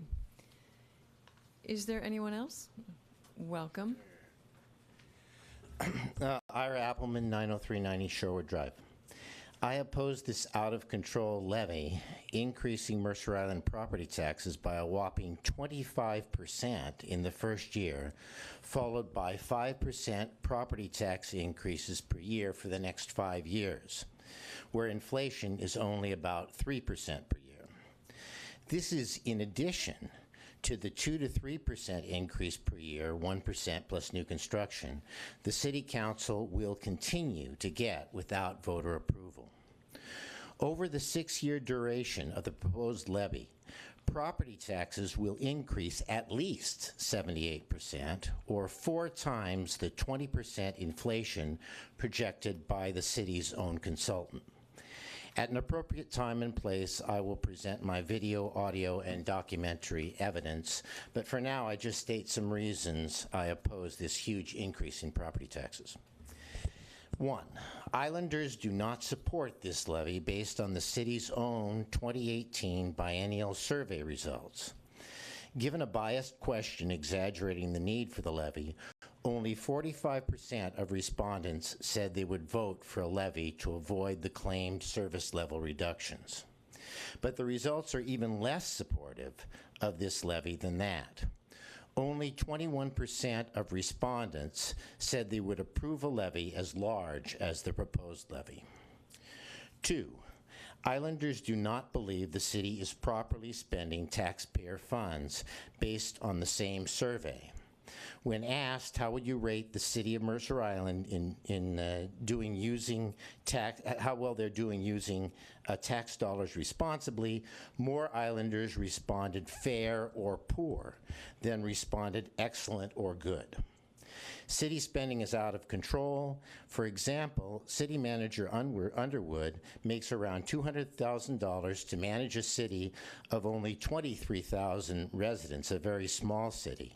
Approximately the same amount is what Seattle Mayor Durkin makes to manage a much more complicated government of 750,000 residents, over 30 times the size of Mercer Island, is paying our city manager as much as the Seattle mayor a responsible use of taxpayer funds.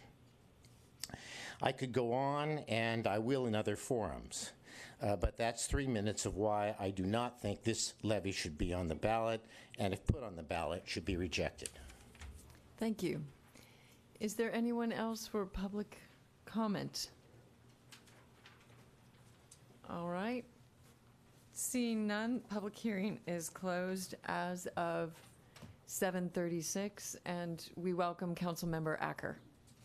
With that, we'll move on to the presentation from the city manager and welcome Julie Underwood.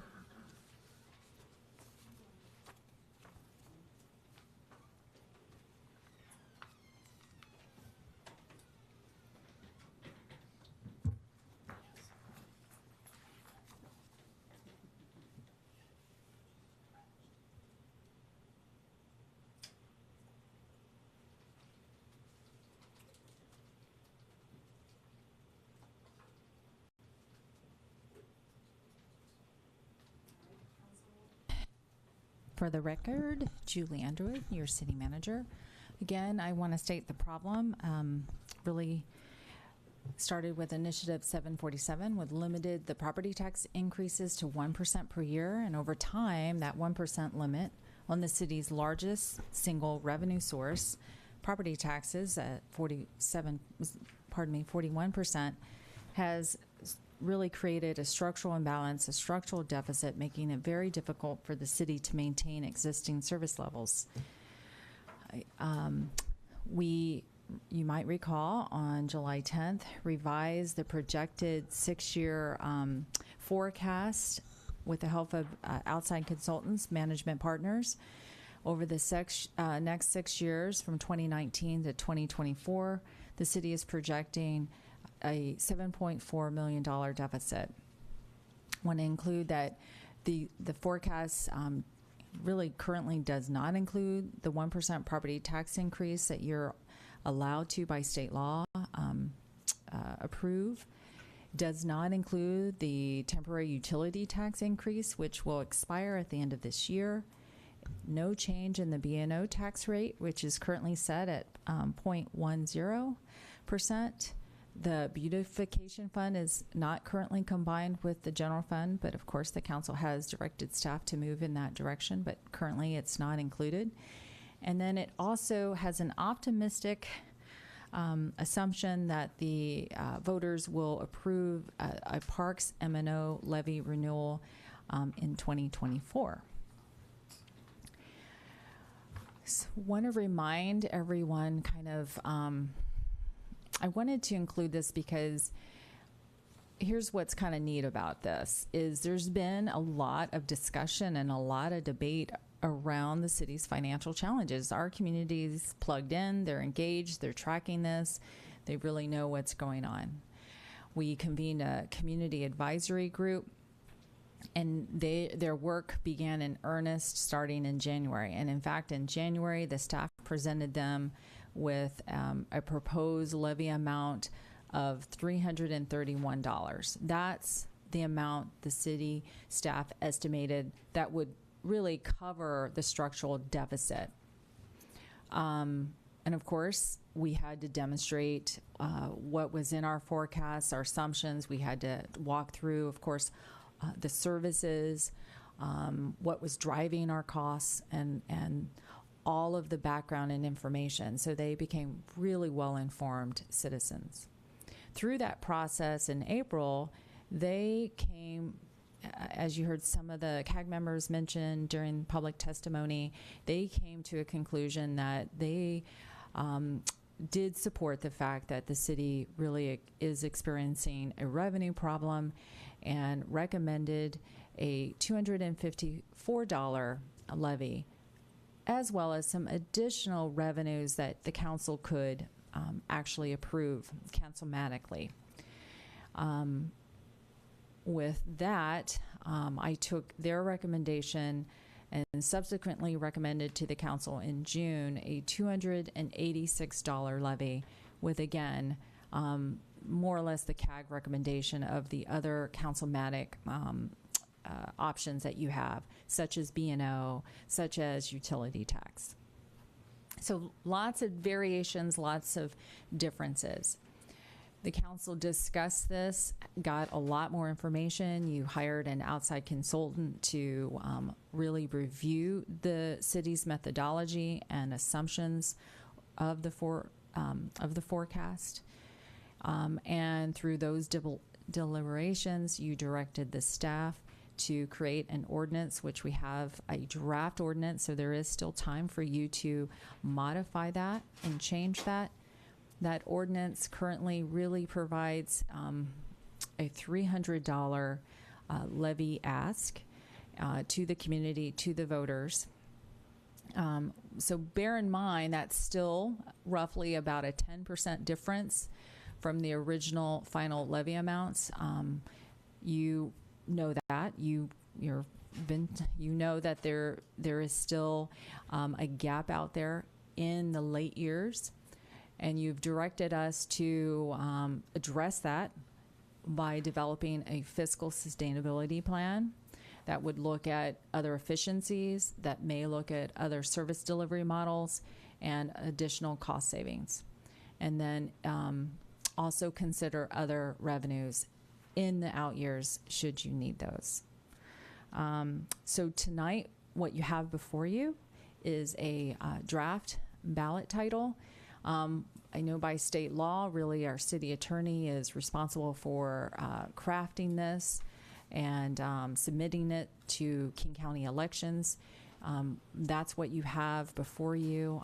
I won't read it, but want to note in particular that since the first version of this has come out, we have modified it. And I know there's another modification where staff would like to make in the actual title. We'll talk about that in a second, but you'll see just some minor tweaks to try to really be more concise in the language.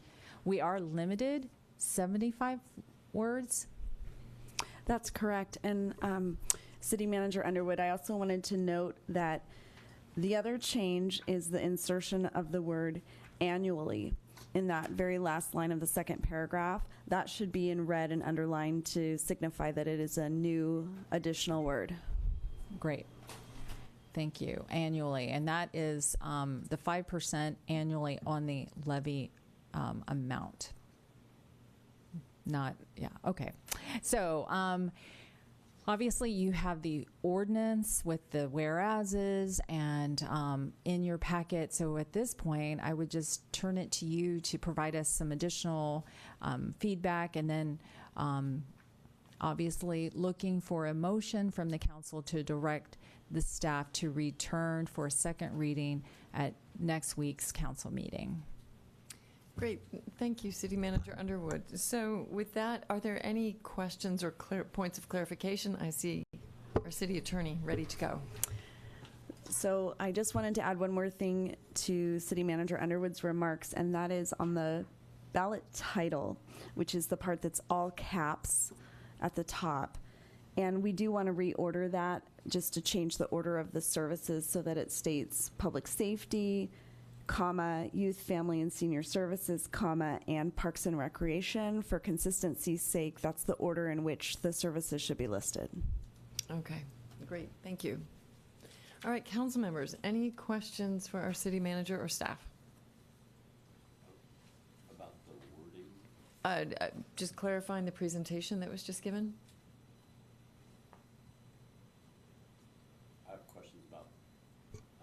I have questions about the initiative and what's in or out. But I'd say that's probably a good starting point. sorry, I just have some questions about what's in or out. And I remember Councilmember Wiesentiner had a proposal to put the Mercer Island Thrift Shop building development into the proposal at one point. Is that in or out? No, it's out. Yeah. Is there a reason why we would leave it out if that's something that he believed in and we're going to do a levy at all? I'm recalling from your deliberations and discussion, I think you pivoted to really trying to address the general fund operating budget, and the thrift store really is a capital, really would be capital, and I think there was a desire to really focus on the operations, but that's what I'm remembering. I believe it was generally, as you stated. I would also say that at least speaking for myself and based on recollection, that there was interest in the thrift store. However, it was felt it wasn't super well baked at this point, and it might be an interesting project to be brought before future councils. That's a good point. I mean, we haven't even spent real effort in design, at least getting a 10% design to try to understand what's involved. So you're right. The cost numbers also were a bit outdated and needed some work, and so we agree it is something that needed more time. I'm not necessarily for it, but Dave's not here, and I kind of wanted to advocate for him. He may still be on the phone. Oh. Yeah, I'm actually here, Tom, and I think it was just articulated super well that you expressed some pushback when I presented that about not having enough of a plan. I think there was some talk within the community that it was 2 stories or adding all of the stuff that actually wasn't the case. So I think given the fact that we've got some really solid data around the financial needs that we have today, My position is I think we need to move forward on the basic infrastructure or not infrastructure, but the basic services that we need to fund through this operating levy, and then revisit this idea, which I still believe in, but revisit this idea when we have a bit more of a grounded, substantiated plan behind it. Great. I don't disagree. Where my head's at, though, Councilmember Wiesentiner, is that one of the pushes the city manager has made has been to create revenue-generating operations, and I don't necessarily know the numbers, but the thrift shop has been brought to us many times as a revenue-generating opportunity, and if this is something the council believes that we should do, we may not get another chance at a levy just with, could be a change in economy, or anything like that. So it could be a missed opportunity in the future for those that support the levy. Okay, I will go ahead. Two things on that, Tom. Yeah. One would be, that would be a capital expenditure, and I think this has become a straight-up operational levy at this point. And I think when I was proposing that, the idea was we would mix an operational and capital levy together, which is rare but not unheard of. And I think what would make it very difficult to put this one on the levy and would probably draw fire for it is to say we're going to do $1 million worth of work on the thrift store. What that work is, we can't exactly describe it to you right now. What the results will be, we can't exactly quantify those for you right now.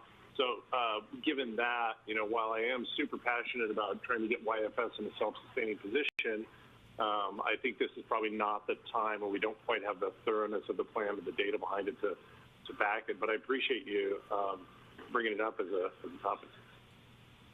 Great, thank you. Tom, I'm not hearing any interest from other council members in going ahead and pursuing this or having staff go back and revisit the matter. So I think we'll go ahead and let the thrift store rest, it sounds like, for a future time. Other council members? Benson, Salim. Benson. Yeah, this is on section 1, and it's really a question, I guess, for both our city attorney and also for our city manager. But in terms of spending priorities, there is that language that references the school and community-based mental health counseling. I guess, that's obviously a top priority concern that numerous members of our community talked about, and the school board talked about. How comfortable are we that this provides that assurance that that funding is actually going to occur? If I could, just for the listening audience, if I can read, and I appreciate this. This actually was feedback you provided the staff. You wanted something strong assurances to the community. So let me, if you don't mind, I'll read it real quickly. The city council shall determine the timing, order, and manner of funding the services, provided that in no event shall funding for school and community-based mental health counseling services be compromised for the 6-year duration of this levy. The city attorney wrote that to really signal council, this council now, and councils going forward have to honor that. I feel pretty confident that that we're bound to this, but Carrie, if you can.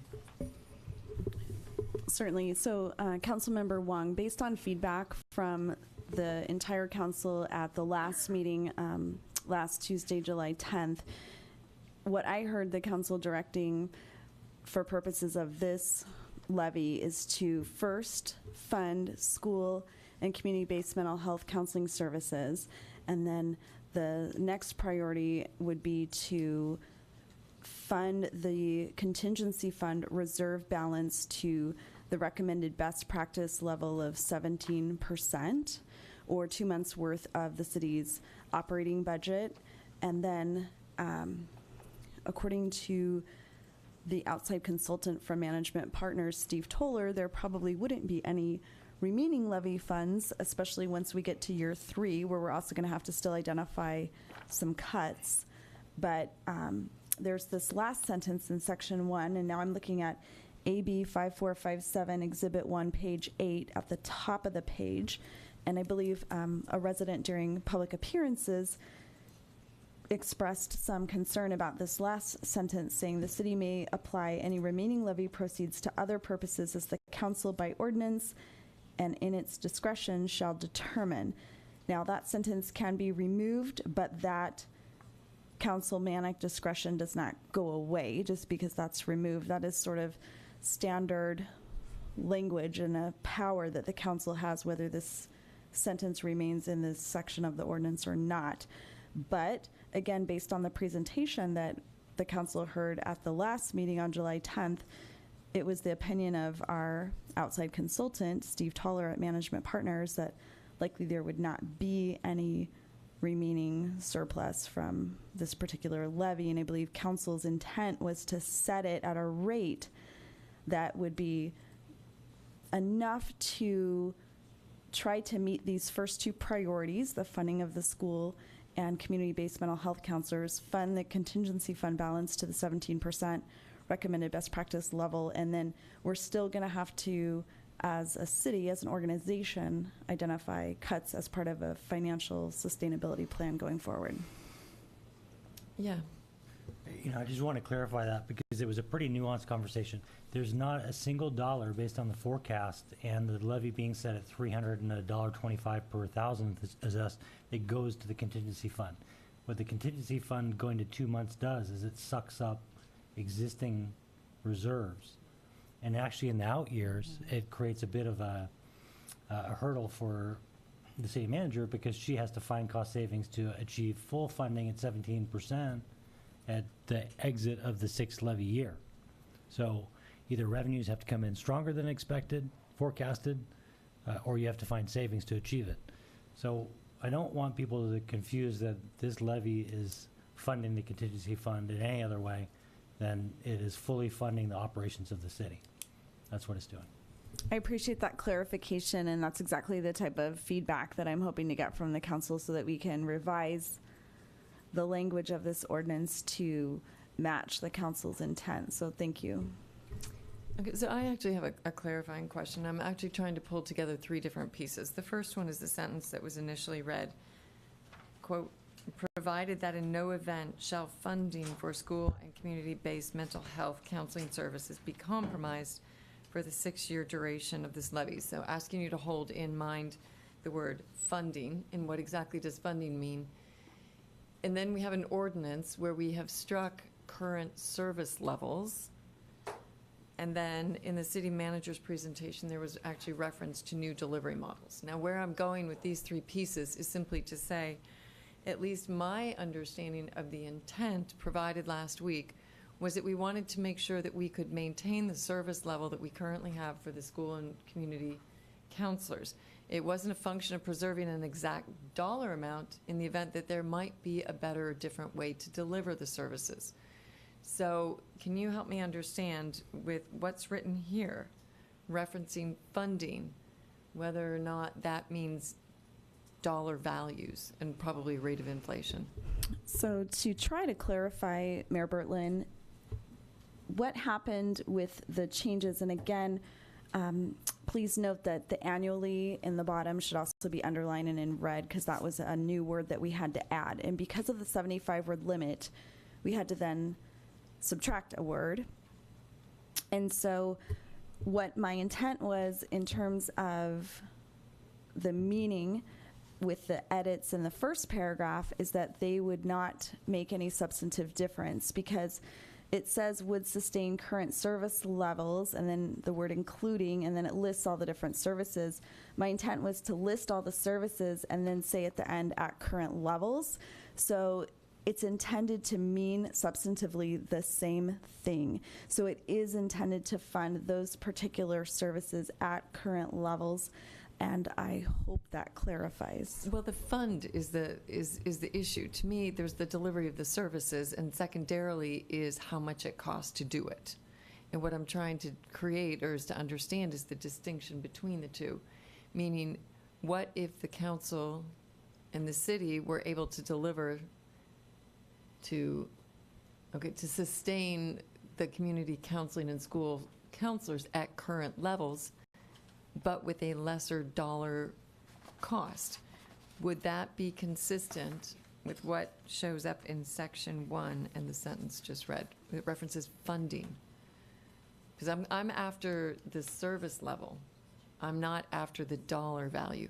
Because then any efficiencies that we gain through, smart business practices and or new service delivery models, I don't want to say it doesn't matter, but it means that we still have to put the same dollar value into those services.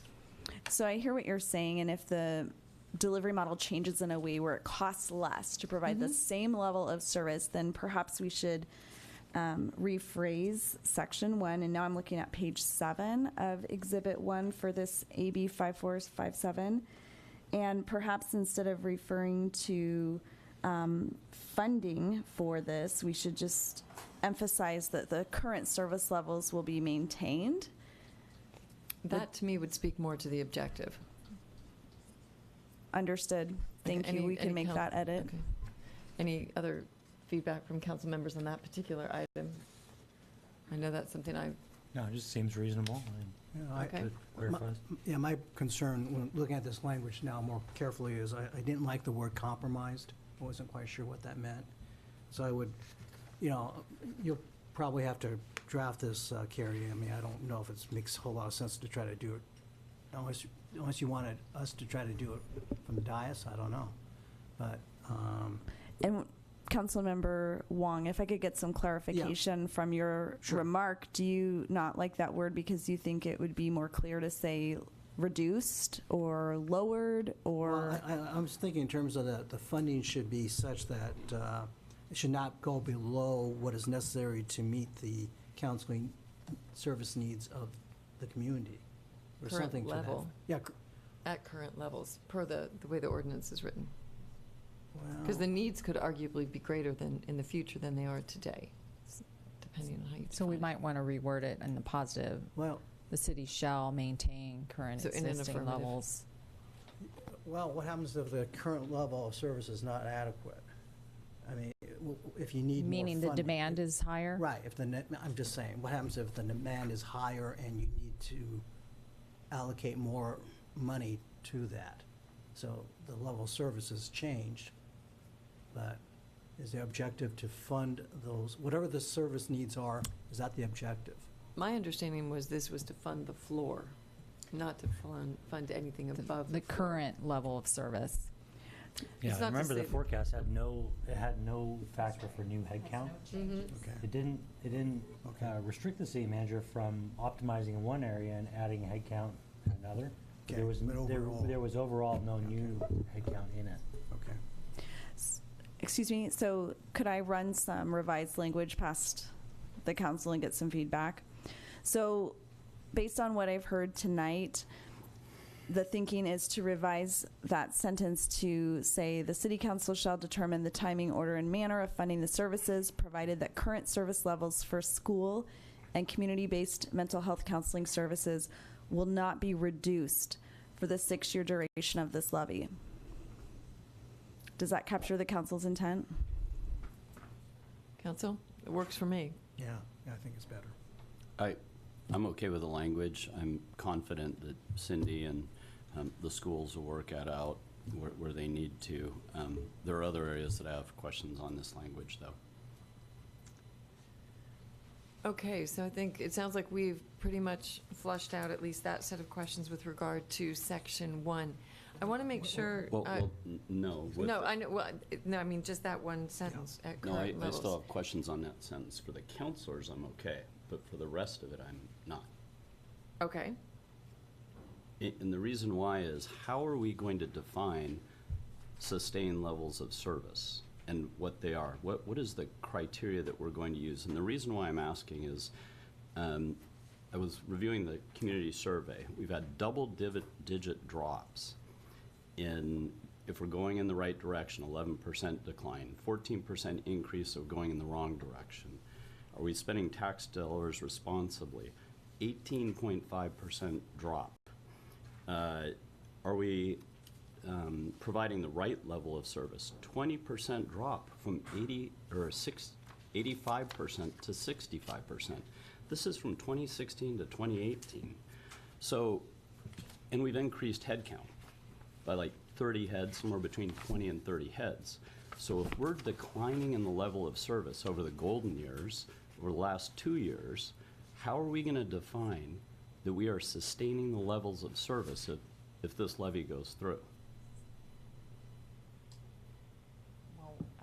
I guess I define it as what's currently in your 2018 budget. It's not a dollars question. I want the performance criteria, because if we have data, these surveys that the community give us and say that we're already receiving a decline in the level of service, to Benson's point. Council, can I have you put your microphones in front of your mouths when you speak? It's just a little hard for Dave to hear everything. Sorry. It's to kind of to Benson's point, like you have two factors. You could have a volume issue or you could have a performance issue. So if we're taking this to voters and we have to somehow sell it, and we already know that we've got a huge push on it, how do we define that we're going to be able to sustain the services? So some could argue the docks at Luther Burbank. All the finger piers are gone over the last couple decades. That was a service that we had for our community, and now we don't have the sailing club and the ability down there anymore. So I'm trying to get my head around, what does sustained level of service mean? It's not how much we spend, it's how we perform. Well, and I guess I would say it's in some cases with some of the citizen questions that you identified. I mean, I don't know if all of those things have to do with you're assuming the cause and effect is with the city. I mean, I'm not sure they're all with the city. You know what I mean? I just, and then keep in mind, there's a lot of don't knows. There's a lot of don't knows. And so if you remove the don't knows in the 2018 survey, 80% said we're providing the right level of service. If you include it, right, it's lower. But keep in mind the don't knows also increased over time. So anyway, I guess I'm... Well, if everybody else is comfortable with the language, it may be a chicken and the egg thing, but we need to be really clear about how we're going to measure our success if the levy. Do you have proposed language that you would like to include in the ordinance?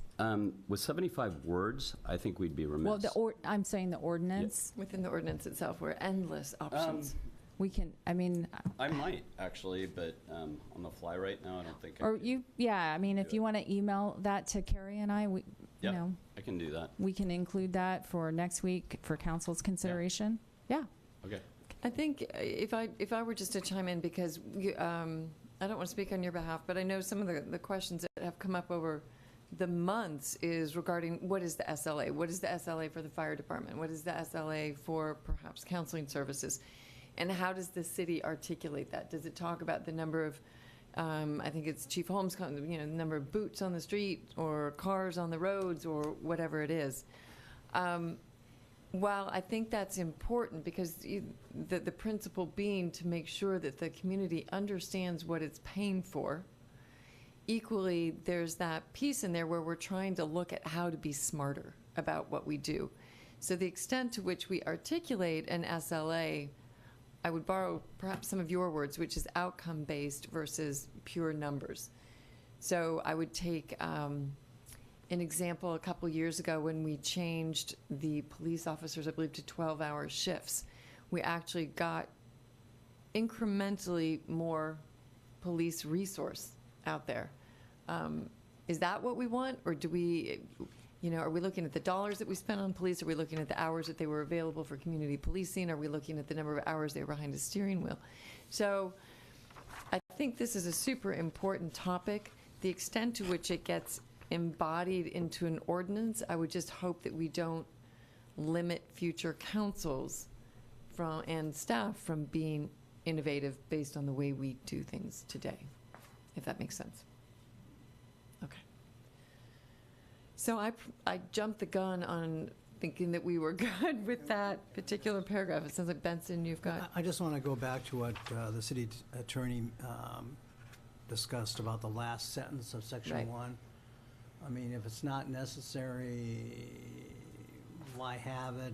But I don't want to give the citizens a false impression. I mean, you're saying that even without this last sentence, council has that discretion in any event. That's correct. Well, if it's not necessary, I guess my druthers would be to strike it, but that's my druthers. And I need to understand if that's the majority will of the council? Well, I think the point, what I'm taking, Carrie, now is that council needs to have a discussion in terms of the authority is there not only for this council, but for future councils, the extent to which that this council wants this wording to remain in there. The city attorney is saying that we have that authority in any event. Mm-hmm. Yeah, so if it's extra words, I'd strike them. I would agree. I see, Tom, you're good with striking extra words. So, Carrie, what I'm hearing is that there's direction from council to remove that last sentence. I did hear the 4. I just was curious if Councilmember Wiesentiner wanted to weigh in, if he's still on the phone. It seems like he may have left the meeting. Okay.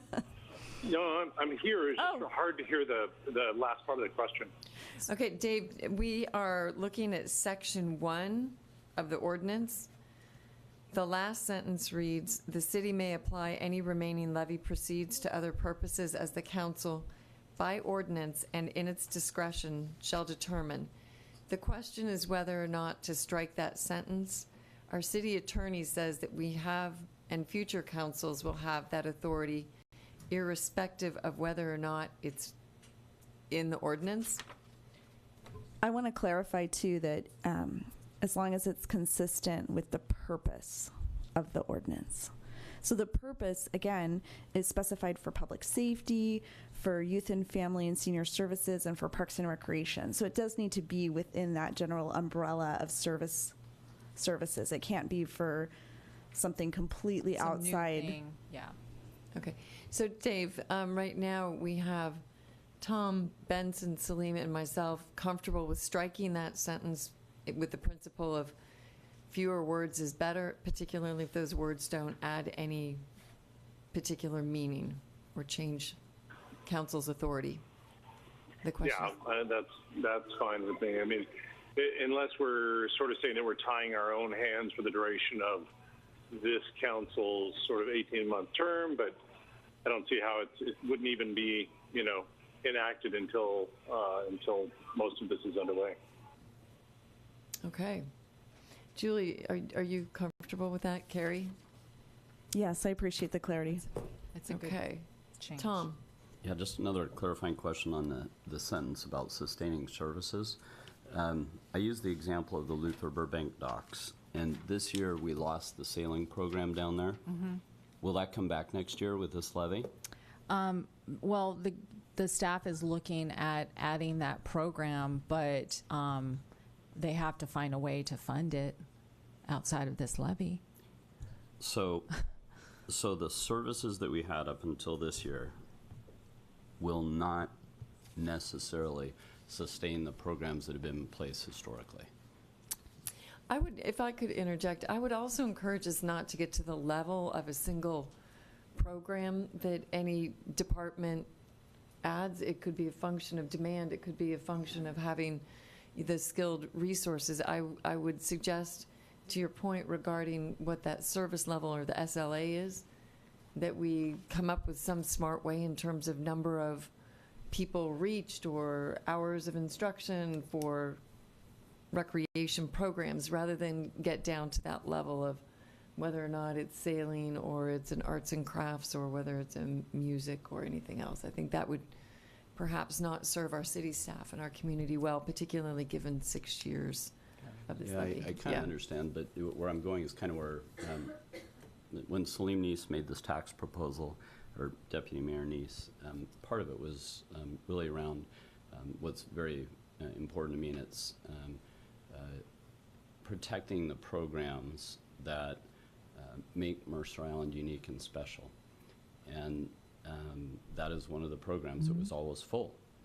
And it doesn't have to be that program in particular. I'm just talking about in general, and I guess this is where I should give some language to Carrie.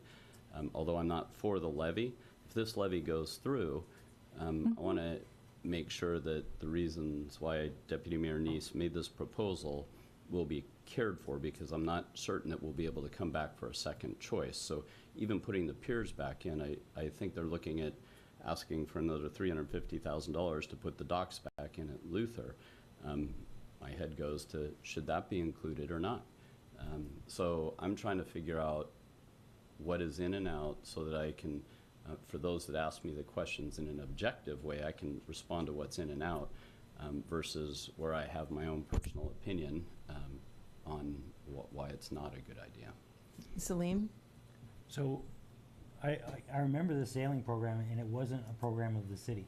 And so I want to make sure because to Julie's point, we're talking about preserving the services rendered by the city, not affiliate programs of Sandpoint Sailing Club that are under contract delivered at the city of Mercer Island versus by the city of Mercer Island. So that program wrapping up would not be preserved by this levy, because this levy is funding city services, core city services like police and fire, youth and family services, parks and rec, public works. These things are in this levy. Now, to the point about Luther Burbank, you're talking about capital infrastructure, and this is a general obligation, general fund levy. So it's funding salaries and benefits for the most regard. And then it's running and administering the city contracts, the different things that the council has to do. So it's not that. And to the extent that you're going to conflate these things in this discussion, it's going to be very difficult to I see what unravel, you're saying. right? And so, to your earliest question of how do we ensure that this levy is funding those things that people have said that they want, it's headcount. Because it's based on a baseline forecast that says these are the existing headcounts, and these are the way they're split up into departments. These are the existing revenues, and here is the structural deficit. And this is solving just the structural deficit by not adding any headcount in 6 years and just funding the shortfall. It's not talking about peers. It's not talking about allied programs. It's not talking about, it provides some provisions for some things, some optimizations, but it does not do anything new. Well, I was looking at the Parks and Recreational Services. So you're essentially, I think we administered the program. I know that Sandpoint delivered it, but we administered the program, and we did have, as I understand it from the Parks and Rec, or Bruce, formerly Bruce Fletcher, we handled the managerial oversight of the program. But notwithstanding that fact, the word where it says, my eyes are so bad, Parks and Rec Services, that isn't the maintenance, the upkeep, the sustaining, no capital. It is pure, this is all about salaries and benefits. Is that a question, or? Yes. This is funding the general fund. It's all the services that the general fund provides, including Which is salaries and wages, et cetera. 80%, roughly. I would encourage us not to get too far into the weeds regarding specific programs. I think we should go back and be lifting back up to the wording that's both in the ballot itself, the ballot measure, as well as the ordinance. Tom, I'm getting your point, which is how are we going to define what the service levels are, which we're referring to here, but the extent to which we're getting into the weeds on a program or a capital project or something, I think is probably going to keep us here later tonight than any of us is ready for. So we continue then to look at section 1, I believe. Are there any? Can I go back before section 1? Yeah, I was going to say, One of the we got kind of into- went fast forward to section 1. We did. We jumped back in. So I think you make a good point. Why don't we go back to the beginning of the ordinance, and we'll start looking at some of the whereases. So taking feedback, council. So I just have a point on the fourth whereas. As it proceeds, rainy day, it says, Do you want to read it for the community, please? Yeah, whereas since 2013, the general fund has been balanced using one-time resources which have been generated by historic high levels of development activity. And if the city continues to draw down fund balances or use its rainy day reserve, so I think we're just missing, I assume that's the. Thank you. It is a typo, and Yeah. we've noted it. Yes. That's it. Great. Is there any other feedback on that particular paragraph or any of the other whereases? There's quite a few of them.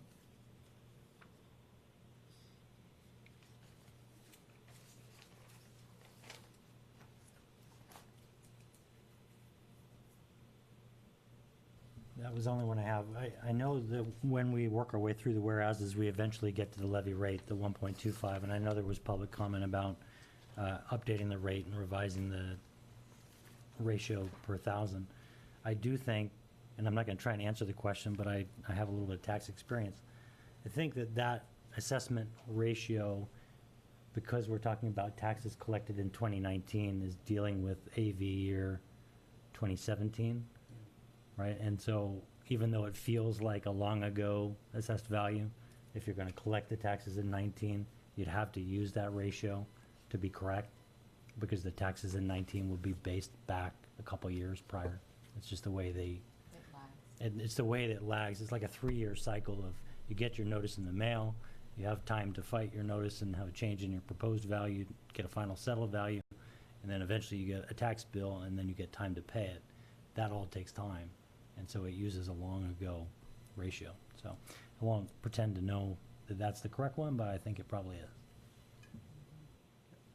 So the ask is, Just to clarify for the public that Okay. 1.25 is probably the ratio that needs to be used to have the correct amount of money collected in 2019.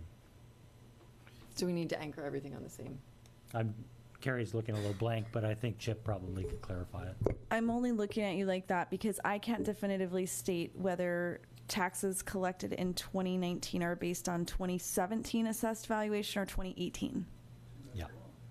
I just, Okay. I don't know off the top of my That could just be head. something to verify and have, because the community has asked some questions about it for maybe the second reading. I believe the AV comes out of the King County Assessor's Office at the end of the year. And you're right, it lags behind, but initial conversations with assessors, AV is going up again, another 10 to 12%, most likely. So I think the point is we need consistency. Yeah, that's it. Just a question and clarification. Is the goal that in then the first year of the levy, that the dollar amount will be again, based on the 1.2 million assessed value, is the goal that it be $300, or, and if it is, then I know, talking with Chip, that 25 cent is going to be a little bit different. I mean, It could go down. it should go down just a tad, but is that? I think that the $300 is an approximation. Mm-hmm. We don't have that definitively pinned down. Okay, We have to pin down the rate. Yeah. But we won't know as applied because we don't know what the average AV will be. It's going to be presumably higher because of the comment City Manager Underwood just made that property values are going up about 12% annually. That seems to be the trend. Yes. So that means that amount could go higher. But the ballot language must include the rate, not the average AV dollar. I think that is something we need to make sure we include in our information piece that goes to the public. Naturally, they want to know, how's this impact me? So we will want to do that. But what's nice about the rate is anyone can calculate it themselves, So it's an interesting question. So if what we're pegging in the ballot is the rate, it could be plus or minus. The net impact to the city could change. You could end up depending on the AV. Yeah, you could end up effectively, if you're wanting to say, hey, $300 is the most we want to collect on a 1.2 AV, assessed value median home. If that is your desire, you could effectively, the It could be 24 cents. It could be 20. It could be less, because the key here is if your desire is to really peg it to only 300, but because we have to get this rate into the elections office, we have to really focus on the rate amount. You know, I think the way that it works is that in the first year, the 2019, what we're saying with the levy rate is based on this AV, it's Yep. 1.25 per thousand, and thereafter, that amount of taxes is increased by 5% annually. And so what you've done is in a base year, you set the bucket That of levy revenue, amount. and then Mhm. you're increasing that amount by The amount. 5%. And that's why people will not, because AV goes up, it will just drive the rate down. It will. It just changes the Mhm. way it gets prorated amongst the pool, Yeah. but the dollars never get bigger except the 5% growth. Okay. Well, you know, if I, well, I think Chip did the calculation that if it was, again, on the 1.2 AV and the 25 cents, when you do the math, it's like $301 and some chump change, not 300. So I want to make sure that we're, you know, when we go out to the public, we know, I mean, right now, people are talking about $300. Well, if it's $300, then that rate is actually $24 and, I'm sorry, 24 point. To be precise, it's Yeah. 0.249, Yeah. I think. Yeah, so I don't know exactly. So if you want to be really precise, it is You either- 0.249, you either which say is the rate is $300. Yeah, you either say the rate's 0.25, Yeah. and, you know, basically. Just round. People Or will- you go, Yeah. if the focus is on $300, then you got to change that rate. So I don't know where the council is and, you know. the It dollar- does- We it were does say directed total at- rate Of 0.25. not to exceed 0.125, Oh, or 1 point, so it's 0.249 does not exceed.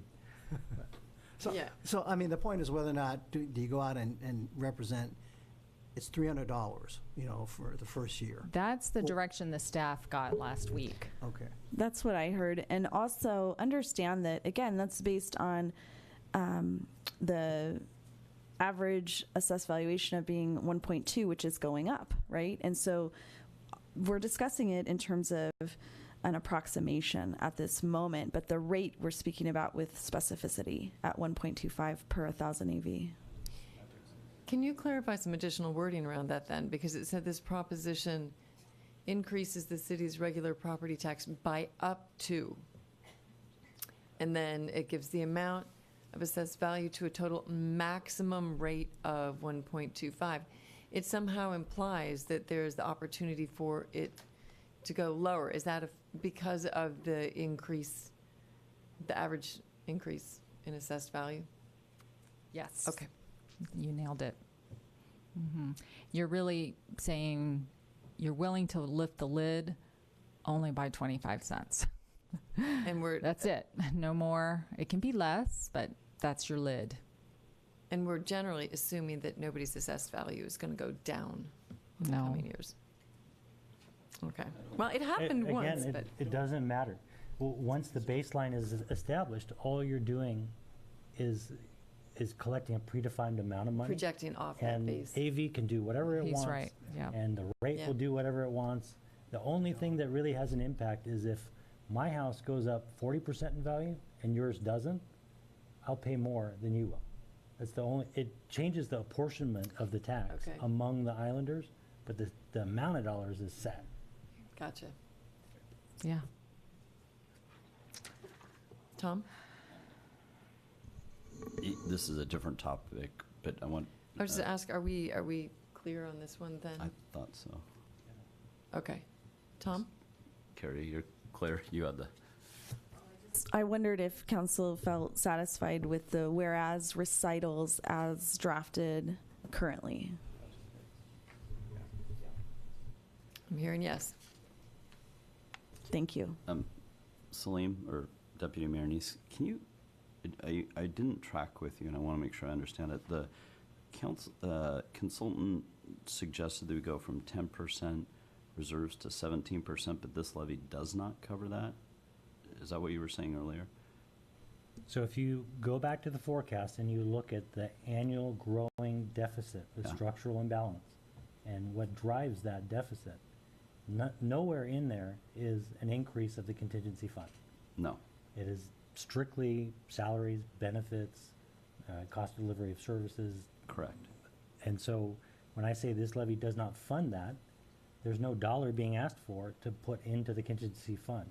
So we aren't trying to, he called that a best practice, and this wouldn't address achieving that best practice. This achieves it because what it does is it mandates the city manager to fully fund the contingency fund at the new 2-month threshold, which means the reserves that are existing have to be absorbed formally by the contingency fund. Okay. The reserves we Got have it. now, for So example, there'd be a transfer, so. Okay. Yes. Reserves, or let's assume you fund all the services and there's a little bit of savings, maybe you would transfer it over. But I do think, I thought Chip mentioned that there probably is the ability for us to reach that 17% target, really using some of the fund balances and Right. some of the Yeah, in the cleaning up all those. In the early years to the midpoint arc, it's like the first 2/3 of the levy, you get there with existing reserves. That's what I thought. And then it begins to dive. Right. Thank you for the clarification. I feel badly putting you on But- the spot. but You're you're- pretty good at this. I think your I'm ready point's a for it. good one. This isn't meant to stock money aside. This isn't a levy to do that. This is a levy to fund and maintain service levels. That's a good point to point out. so we're good with the whereases, just reiterating, and you're good with the understanding of the contingency fund and how it interplays with this levy? Yes, I always have to say I'm not for the levy, but I want to make sure I understand it so that I can answer the community's questions. The one that I did have is for Carrie or Julie. A community member sent in a list of questions. I honestly didn't have time to read through them. You did, and you feel like whatever points were in the email were addressed? Yeah, I do believe some of the, I know there's some feedback about the actual draft ordinance, not feeling that the initiative 747 really needed to be in there. It was irrelevant. Obviously, the staff believes it provides context for why we have a structural deficit, which is why we applied it. I think there's some questions regarding the belief that the city will continue to see surpluses into the future and that sort of thing. I do feel like we've addressed it. We really are truly in kind of a historic period as far as the growth and development. If you've looked at it, I'm good with it. I just want to make sure that there wasn't anything that was pointed out in there that wouldn't, the councilor, Carrie, or yourself wouldn't want to change the language. It was up Thank here, you. so- No, a lot of it was difference of opinion. Mm-hmm. Okay, well, I have a question. Based on the conversation we've had to date, if we go to the wording of the proposition itself, and it's going back to the last sentence of the first paragraph, if approved, this proposition would sustain police, emergency services, mental health counseling, safety net services, parks, trails, playgrounds, ball fields, and recreation services at current levels. The ones that jump out at me that might potentially create a degree of confusion would be parks, playgrounds, and potentially even ball fields. Because first of all, we need to establish this isn't funding the capital costs associated with those. And equally, one could assume, and I do assume, that the O&M levy for parks right now currently addresses a certain amount of the sustain for parks and trails in particular. Meaning we have a levy in place that provides maintenance for our parks and trails, and yet I see it showing up here as well. So I think if I were to make a suggestion, it would be that we revisit that, because I'm not sure I would say strike it at this point, but it's an open question in my mind. The second piece is what I would want us to consider including, and that would be reference to right-of-way maintenance and/or some form of code compliance, code enforcement. We know the code enforcement, code compliance has been a point of satisfaction or dissatisfaction in the community. I also recognize that there's a 75-word limit. So I will spend more time thinking about that. So the first point being, I'm concerned about confusion around the maintenance or levying of fees or revenue to sustain our parks and trails. And the second piece being, if there aren't a couple other services we could call out either instead or in addition to. And it's my understanding that Parks M&O levy, most of it, I mean, a large portion of it funds just Luther Burbank maintenance. It does. I think Is that, what I'm just trying to do is to make sure that the public is clear. Gotcha. Okay. Yeah, because that's not enough, but we can, maybe we do need to, maybe it's maintenance of parks right away, play, you know. Can the mayor's concerns be addressed? I think those points are both taken, or but clarification in the ordinance itself, or Yeah, I think that's a good idea. We'll look at that too. In the ballot title and the ordinance, we'll look at both. Okay, great. Yeah, and that's kind of where I was going earlier too, because if I'm a community member and I'm seeing that language on there, I would This is helpful. create my own story about what it could or could not mean. And then I'd also wonder, like, why are the lawns brown down here? I mean, you'd have people start questioning it. So of what we got for the levy. So I think it's really important that we're very, very clear about what is in and out relative to Parks and Rec is really the biggest one in there. Okay. Okay, those were my questions with regard to the proposition wording itself. Does anybody else have any questions with regard to the wording in the proposition? Oh, Mayor, when we talked earlier this afternoon, you thought maybe, and I want to run it by the full council, I think it's a good suggestion, whether or not we should include a whereas that includes what the cost this, the $300 amount, because I realized later we hadn't put that in there. Oh, so yes, that there's no reference to the actual, what it would cost the what it would cost the average or the median AV home. Yeah. So if council is okay with that, I think that's an important whereas for us to include. Okay, we'll add that. Thank you.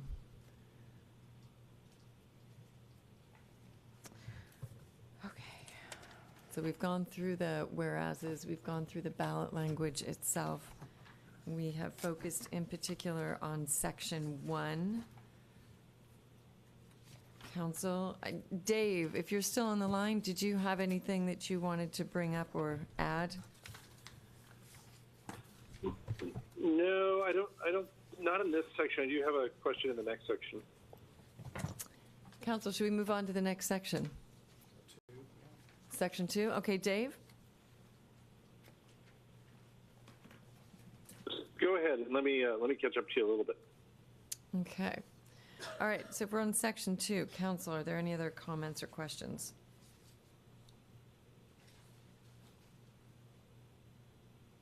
Actually, I'll withdraw my question because Benson had helped with the clarification in the last line of questioning on section 1.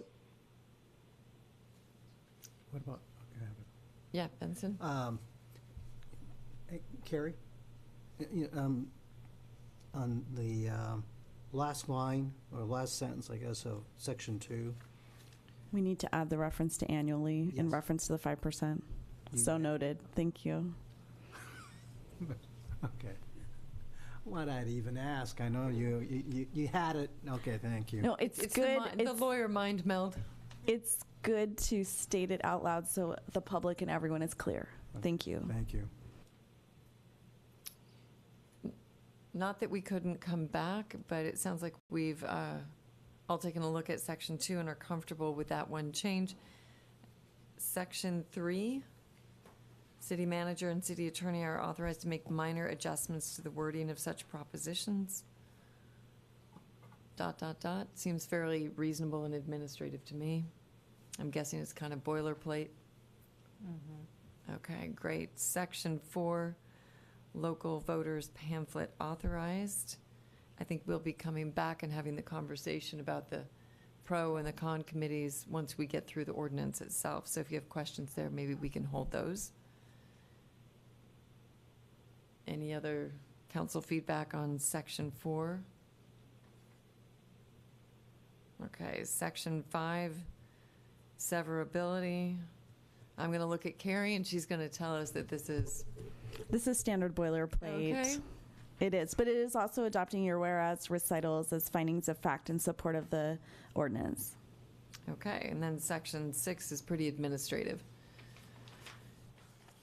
So council, with that, we've gone through wording on the ordinance, we've gone through the whereases, and we've gone through the different sections. Any additional feedback? We will have another shot at this next week. I will give staff a turn in just a second.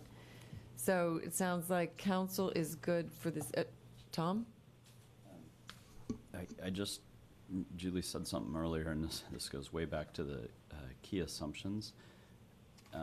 Relative to parks, it says it assumes there's a 15-year parks M&O levy lid lift that would be renewed in 2023. At the last meeting, and we were merging two topics. It was in between park stuff and capital type projects. I thought I heard you say, and I can go back and look at the tape, that you thought that we'd be back in a couple years for a capital levy as well. Is that a key assumption? It's not built into this forecast, for the capital. But I guess I raised it because in 2021, I believe the fire station, we will have paid that off. Might be good timing to address some of the deferred maintenance in our capital assets at that time. Yeah, I'm just, the reason I'm calling it out is I'm wondering why we would assume the 15-year parks M&O levy lift is renewed in 2023 and not put an assumption in there that we need a capital levy to address some of the other infrastructure things that the community needs. I think both. This is a general fund ballot measure. Capital would be separate. So, and there was some title is budget balancing key assumptions. But and the Parks M&O funds operations. There's only a small, maybe $200,000 that funds capital in that M&O, and it's really sustaining the life of our capital. Again, very limited. I'm just really thinking about the water sewer pipes and beyond their lifespan. The water rates fund those, and so you'll be looking at that also in the budget cycle. The water rates usually fund the capital, and I think the city has taken a pay-go approach, but you may want to look at a bond of some kind to speed up the infrastructure replacement. It's certainly on the radar of the utility board. Exactly, yeah, but different and different pots of money. Same residents, but just different funding. Good. Okay, great. So council has, at least for now, cleared its questions. Staff, Carrie, Julie, do you have what you need? Do you want me to try to go through and summarize, or are you comfortable?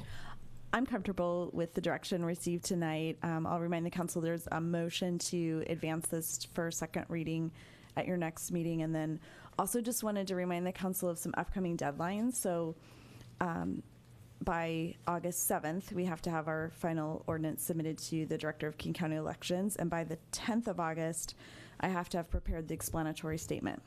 So I'll be working on that. Okay, so let's pause there and let's look at calendars. So tonight there will be a motion to move this forward to a second reading, which would then take place next week. Carrie, when would we see your drafts, or do you even plan to present to council your draft wording that explanatory statements? When do we see the explanatory statements, and if so, when? No, usually that's an administrative function, and it's just transmitted from the city, usually through the clerk or my office, to the director of King County Elections. But you'll, of course, have in your packet for your next meeting the feedback from tonight's meeting in the final version of the ordinance, which will include the ballot proposition language. Okay, and then a question, it's either for the city manager and or for council, and that is, next week will be the second reading and assumed adoption Yes. of an ordinance. Will there be a public hearing associated with that? Or would the public want to provide feedback as usual per emails, per phone calls, per public appearances? Or is there a specific edition of a second public hearing? I know it's a special meeting. I think we should continue to have appearances on the 24th. At this point, this is the single item on your meeting. You are also taking time to actually appoint your pro-con. Okay. Writers, you got to get, they're really the folks that will submit to King County Elections the pro-con statements and rebuttal statements. And just because maybe the public may not know this, but the city is not involved in that at all. I mean, these are statements our citizens write and submit to King County Elections Office. It doesn't go pass through the city at all. It goes straight to King County. Okay. Is that somebody, what's the word limitation on those? Those are limited by, I think, 85 words, or, I mean, very, very limited also. Very limited, succinct, limited words. And we'll make sure it's in the next agenda bill, but. Excuse me, the explanatory statement word count limit is 250 words. Oh, that's better. I'm sorry, the explanatory statement is 250 words. The pro and con statements are 200 words each. Okay, good. The rebuttal statements are 75 words each. And even though there's only formally 3 people appointed to each of the pro and con committees, those committees can accept input from an unlimited number of people. So if as a member of the public, you're disappointed you didn't actually get on a committee, you can reach out to either committee and provide input. Great. With that, I think I would accept a motion. Well, so Deputy Mayor, do you want to? I'll do the honors. Okay, go for it. I move to set ordinance number 18-07 to July 24th, 2018 for second reading and adoption. Second. Second. All right. Give We've got it to Dave. Give it to Dave. Give it to Dave. All right. Council, any discussion? All right. Seeing none, all in favor signify by saying aye. Aye. Opposed? Aye. Nay. Motion passes. All right. Great. Thank you.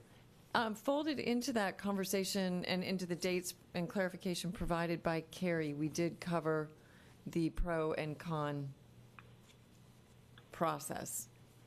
Is council comfortable with that? Any further questions? And, I'm sorry, I've been delayed, but we'll get the names out to the full council shortly. But it'll be in the council packet. Yeah, I was going to say, it'll be in the council packet, which is produced and published either By Thursday. late Thursday or Friday. Yeah. Okay. Super. Just clarification, so are those names being submitted to the mayor and deputy mayor, and then is the recommendation then to the full council? Yes, the recommendation will be to the full council because state law requires the legislative authority, which I interpret as the full council, to make the decision. Okay. Great. So with that, we now move on to other business. We need a motion to excuse Councilmember Bassett and Weiker's absences. Second. All in favor signify by saying aye. Aye. Aye. Opposed? All right, motion passes. Special thanks to Councilmember Wiesentiner, who is in a hot, dry desert location, not on vacation, if I understand correctly. And his presence enabled us to reach quorum tonight, so thank you. Absolutely. Thanks so much for letting me join this way, and it's an important topic, so I want to make sure that we all get a chance to weigh in. Super, thanks. We have a little bit more to go, but if you want to sign off, certainly understood. Well, believe it or not, I'm off to another meeting, so I will do that. Thanks so much, all. All right, thanks, Dave. Bye-bye. All right. With that, we move on to the planning schedule. For that, we have City Manager Underwood. As mentioned earlier, we will return on August 7 to review the draft RFQ again for the Tully's Parcel 12 site with council. In addition, we have on here code compliance amendment ordinance. You might recall you received a study session months ago where Allison provided an update on our code and some of the challenges we have there. And so this is she's already gone to the Planning Commission and got their feedback. It's returning to council for a first review where you get to look and see some of the tools added to the toolbox and see if that's something you agree with. That is first discussion on August 7. And then just want to remind everyone, no meeting in that last meeting of August. So we kind of recess at that point. And that's all I want to point out. Council, it appears that I will be gone on August 7th, in which case Deputy Mayor Neese has confirmed he will be here and he would take my place. All right, we now move on to board appointments. There's no appointments tonight. However, we do have 2 design commissioners that will be resigning late summer. So just a call out to the public, if anyone's interested, applications are available online and due by Friday, August 10th. At this point in time, staff anticipates the new appointments will be made at the September 4th regular meeting. What that means is we will all receive the applications that come in. Mayor and deputy mayor will make a recommendation to council, and council as a whole will vote and confirm. Great. Okay, with that, we have council member reports. Tom?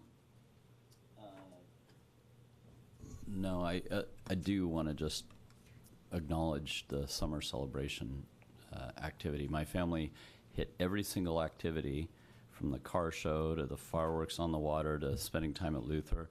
The staff was amazing. There were a lot of young high school kids that were volunteers.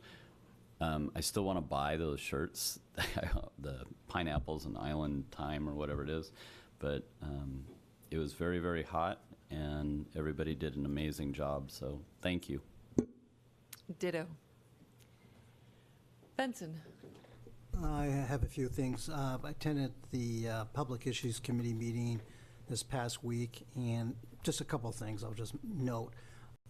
They have set up, the Sound City Association has set up a task force folks to take a look at the issues facing cities because of the China's national sword policy and how it's going to impact the recycling restrictions.